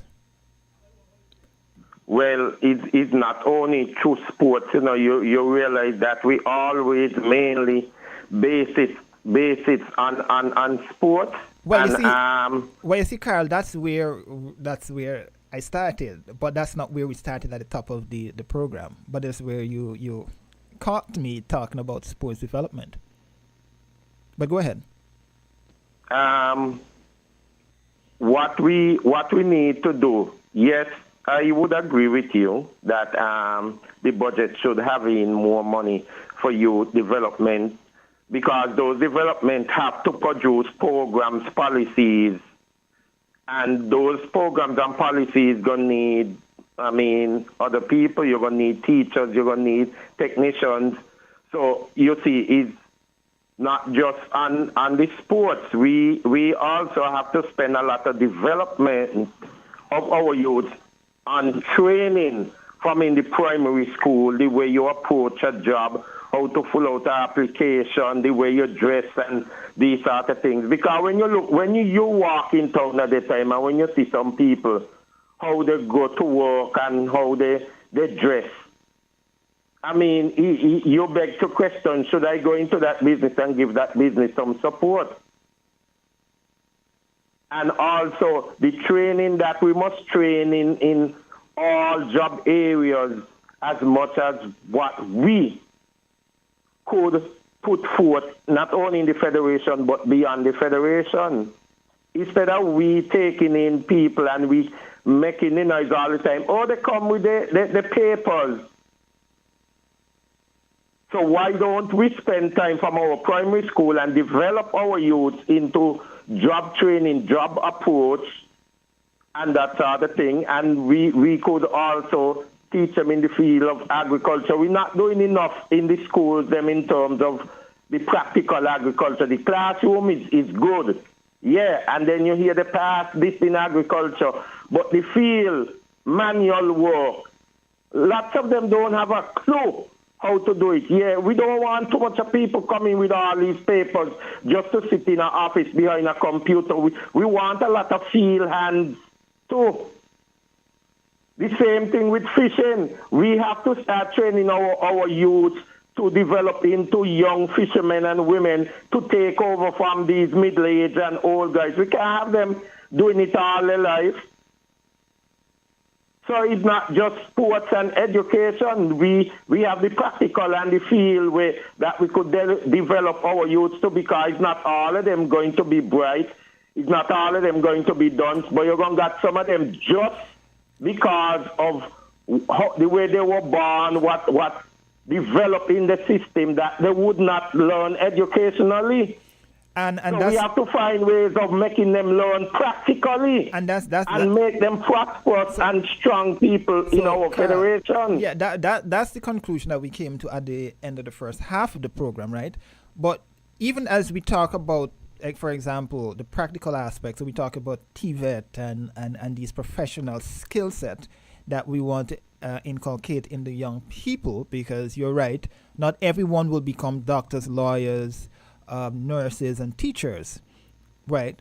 But still, how do we invest more in that to get those same young people who may fall through the cracks to be able to do those skills programs, skills training, and also be able to be part of policy making and policy decisions? Because it seems as though even though you go to the skill set and they're trained, they're not transitioning into wanting to do and make policy changes. Yeah, that's thing. The way we can do that is not only teaching them the skills manually and in the educational and in sports, but another way we can do while they are going through that is to give them practical job training, on-the-spot job training, even while they're in primary school. Whatever we know they like to do or want to become in life, and you see they have the energy and the essence behind of it. We place them in job training on the weekend, even on the holiday, the vacation, and things like that. Instead of having them always leaving the land on vacation, let me get them into some training, do practical things that would be a wise investment for when they leave school and college and university. They would not just have the documents and the alphabet letters them, but they will have the manual field training in the field. So when they come with any proposal, contract, and they come in any discussion, they can deliver themselves and show that I came up in the practical and the field way too. I am not just here with the alphabet letters. This is what we need thing, because we always hear them say, we have to employ people from overseas because they have the thing. Why don't we start the training, and then when we want all these people in these skill areas and practical areas, we have them right here, so we don't need no outside person. This is the way you develop the youth. The youth, them want opportunities and know that they're out there doing something that they enjoy. This is how we spend time, money, and development of the youth. We can't wait till when they come out of junior high and they can't go college, that we show them somewhere, go cut grass, or go shove a barrel on a construction site. And that's all we see to the youths them. No, we have to train them in every way, and not just with one skill set. We have to be divert them into several skills. So if this is not on the market, if carpentry is very dead on the market, you could say, okay, he or she is a mechanic, so we could put them in the mechanic field instead of just have them sitting down and say, boy, we can't find no work because carpentry ain't doing nothing. This is how we develop our youths. We not just give them one skill, but many different skills. So in life, we make it easier for them and the family, the federation, and even abroad, if they left go abroad, they're already trained and very skillful. Gone. All right, thanks, caller.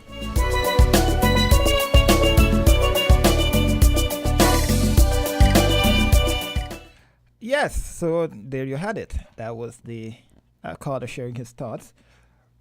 So our discussion today is, how do we get the young people more involved in decision making, and what more can we do to assist them to elevate themselves to that point that they can actually be involved in decision making and so forth? Do we need to increase the budget? Do we need to begin working the schools?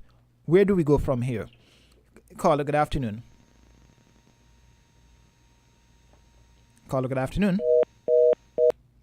Yes, where do we go from here when we talk about this whole thing about the youth development and so forth? You know, we heard from the St. Lucian Minister of Youth and Sport in down there on what came out of this 2-day meeting. One day was youth. They discussed youth and youth development, and the second day was the sports. With regards to sports, when I was talking about sports earlier, is how do we maintain the crop of top athletes that we've been seeing coming through the ranks for the last year, 2 years, 3 years, 4 years, especially from institutions like the Pastor High School, the Charles E. Mills, Charlestown, right? Those are the ones who are being successful in terms of their scholastic development. But how do we maintain those people while also dealing with the others who may have fallen through the ranks, or as I say, the quote-unquote, the cracks, in terms of not actually getting to that level? Caller, good afternoon. Good afternoon, Mr. Abel. Good afternoon. Afternoon. Hello, good afternoon. Good afternoon. We're hearing you. Oh, you hear me? Okay. Yeah, Mr. Abel, talking about the young people. I believe that, right? That I see government come. Government come. And try to develop young people. And find all kind of project and opportunity for them. But if the young people, when we're talking about open up these opportunity for young people, right? If the young people are going to listen and going to learn and take part in these things. Because as far as I'm concerned, Mr. Abel, that 50% of the young people in this country, they don't pay attention to nothing but just what they want to pay attention to, How much young people listening to this program right now? How much young people are listening to the talk show? Most of the young people, all of their mind just listen violence on the social media and all those things. I have nothing against young people. I ain't bashing young people. But fact is fact. A lot of our young boys and girls out there, they don't have no future plan themselves. And if someone ain't have future plan themselves, government, our mother, parents, don't find a future plan for you. You got to find a future plan for yourself. You know, upon young men, I see up and down, sometimes cutting grass, and high education, and I tell them, play, man, you could go in the police force, go make some dollars. You could go in the army, or you could go learn a trade, you could do something positive. But they ain't interested in that. But what we need to work on, we need to work on our young men and women in primary school, who coming out, the young boys and girls in primary school. These are the people we got to work on now. You understand? We are the project strong there, we are the AVEC. When they go to Swift-Ride College or whatever college they go to, and then develop more. They go to the AVEC or they go to the project strong. These was there for young people to go to further the education and to further where they want to study. But a lot of young men in this country, they ain't interested in nothing. I'm agree that we got to get them interested, We got to get them more, we got to try to mobilize them and get them interested. Yes, Brother Abel, a lot of them ain't interested in nothing. They don't listen, they don't farm in nothing. You know? A young man could be a farmer and could be one of the richest man you think it. A young man could be a carpenter, a mason, and could be the richest man you think it. A young woman could be she own business entrepreneur you think it. Working in a hotel and be one of the richest person you think it. You understand? We got to find us to know ourselves. God gives us wisdom and knowledge and understanding. And that's a gift we come with. And nobody could take that from we. And if we don't use that gift and listen to people who try to get more experience and you're no better, you will fall for nothing. And this is it. Government just can't going to put down projects to think young people, when young people are interested, young people are showing up to these events and all these things. Look at our cricket sport. Look at our football going in Sinkit. Look how much playground Sinkit got. Almost every village in the country got a playground. In Sinkit nearest. And where are young man do with sport? I see some of them play football the other night there. And Sinkit football jump right back. If you send them by want to uplift yourself and play football, I don't know about the The young people them got to be more positive and them got to involve themselves into things. Just like me, nobody taught me nothing. I stopped out of school at a low grade. And but let me tell you something. You hear me on the way you're talking. People might feel like when I talk, I got some kind of subject, I got some kind of this, I got some kind of that. Me ain't have not one thing academically behind me. But that's the wisdom and the knowledge and the wisdom that God gives. You understand? We got to encourage others, we got to encourage them, we got to reach out to them. But if they're going to interest in it, they're going to listen to you. A lot of them don't listen to the Abel. And this is not the country problem. This is them problem. Even some of them parents that try hard with them. Some of the parents them try hard with them because some of the parents complain to me, talk to me, say, oh, I'm grateful to be. Oh, never help him, never done this, never done that, never done try and do that. So they go with them and with 5 children, go and help us support her. And all this kind of ignorance. You know? Okay, then, brother, you take care. Thanks, caller.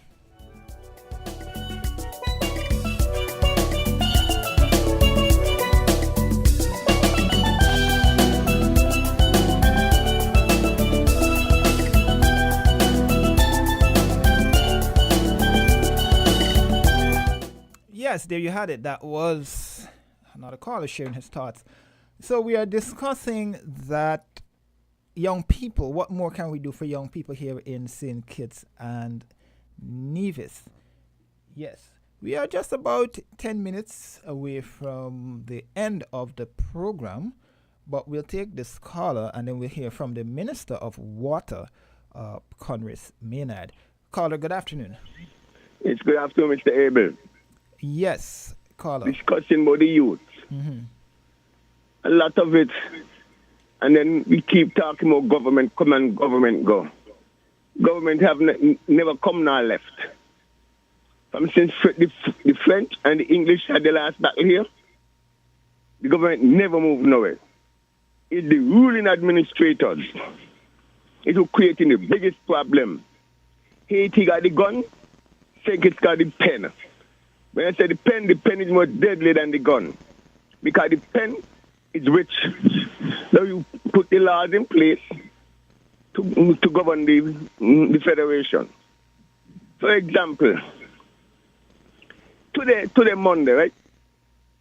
This year going to make 25 years. We were supposed to be exporting hot peppers to Canada. How that deal just fell to the ground.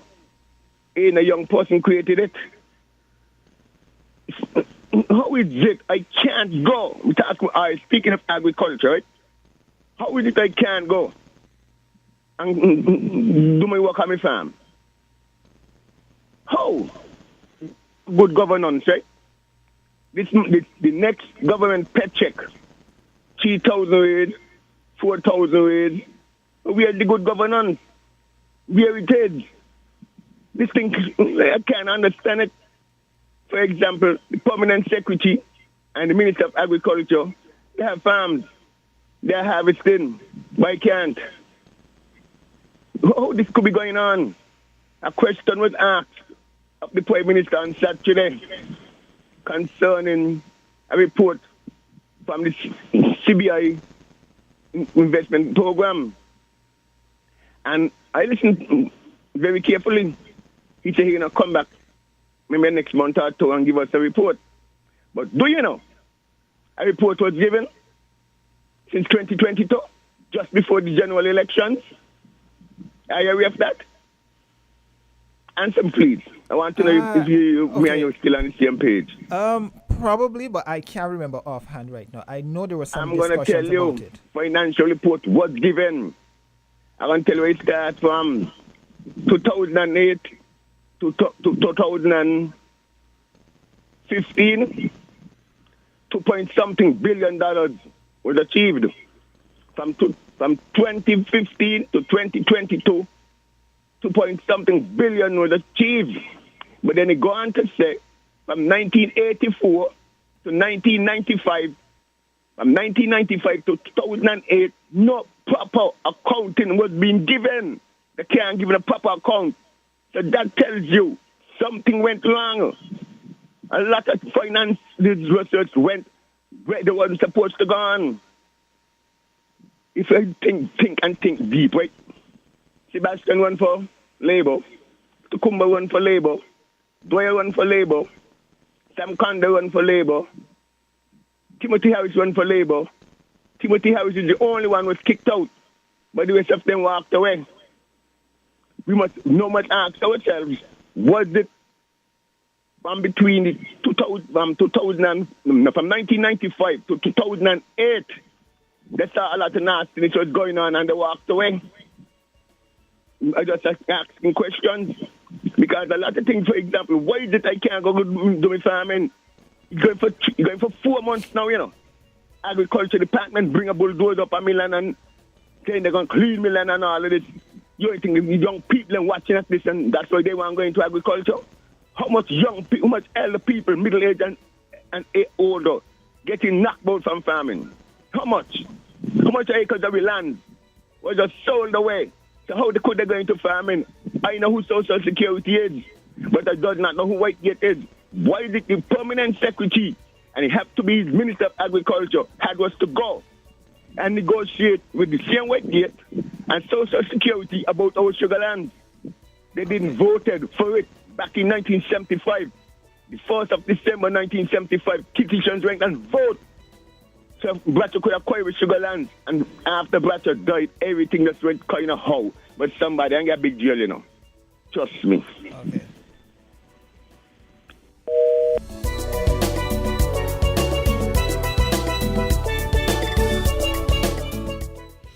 Well, we'll take this final caller. Caller, good afternoon. Yeah, man. Good afternoon, man. How you doing, man? I am well. All right, okay. Me personally, I feel like the young persons there in the Federation, have a lot of opportunities right now. When I was a young man growing up, I wish I had some of those opportunities myself. And I would definitely want to encourage the young people in St. Kitts and Nevis to get involved in their political affairs. You know what I mean? We got to try to move some of the recycled politicians out the way. And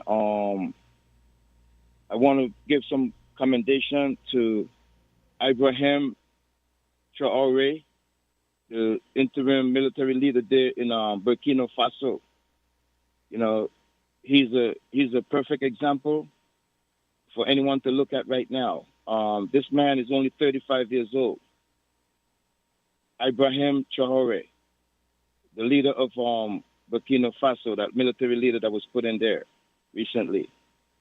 He has now forced a relationship, a federation with Niger and Mali, and they're forging ahead. Right now, he is also trying to move away from that military presence of America in his country. And they're now working on,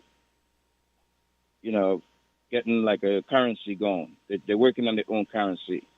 So definitely, I want to big him up, and I want to encourage the young persons in the Federation to start moving into politics, man.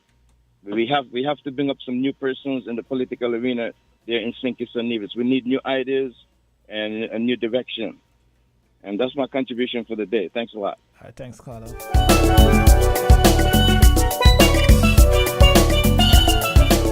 Well, yes, there you had it. That was the first half. That was the Voices program for today. As we wrap up, I just want to quickly play a piece from. You heard a bit of it in the news. I'll give you a bit from what the chief medical officer had to say today at the late-term ceremony where the doctors from the United States and some from Taiwan are part of a delegation here for 8 days that will be assisting with medical treatment in St. Kitts and Nevis. So I'll give you a bit of that, and then we'll come back on the other side and wrap the Voices program.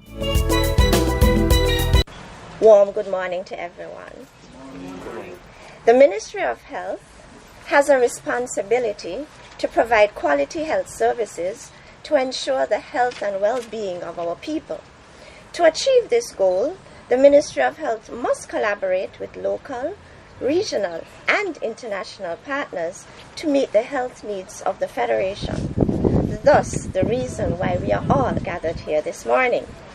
This morning marks the official start of the LAMAT, or the Lesser Antilles Medical Assistance Team's medical mission in St. Kitts and Nevis. This is a collaborative effort of the United States Air Force, the United States Southern Command, the Ministry of Health of St. Kitts and Nevis, and the Embassy of the Republic of China, Taiwan. The Lesser Antilles Medical Assistance Team is a dedicated team of consultant specialists and health professionals that will work alongside our local doctors and nurses to provide medical care to pre-selected patients in our federation. So let me explain what is going to be happening over the ensuing 8 days.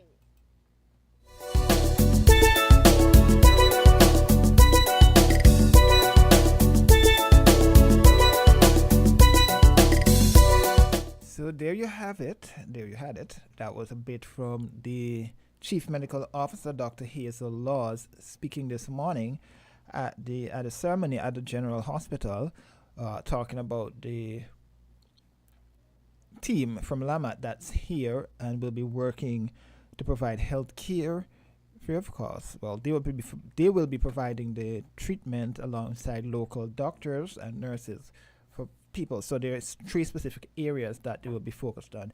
You can hear more on that this evening in the news. I know Ms. Weeks is working on that report for this evening. That was the discussion before I came back on air. That's what she will be focusing on for this evening. That and some other stories.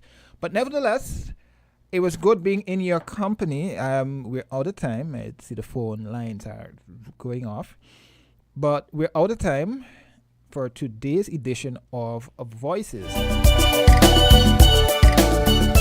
It was really good being in your company today. I'm German Abel. I was sitting in today. Yes, I was sitting in today. As I reiterate, it was really good being in your company. It's a very busy news day, so stick and stay tuned to Win FM. We focus today on youth and the development of youth here in St. Kitts and Nevis. We heard from the Minister of St. Lucia, good friend of mine, Kenson Casimir, youth and sport, and they wrapped up a 2-day meeting over in St. Lucia discussing policies and initiatives to better foster youth development in the sub-region, and that's youth and also sports. And they came up with a number of recommendations and policy ideas, and they will be seeking to have those implemented within the sub-region.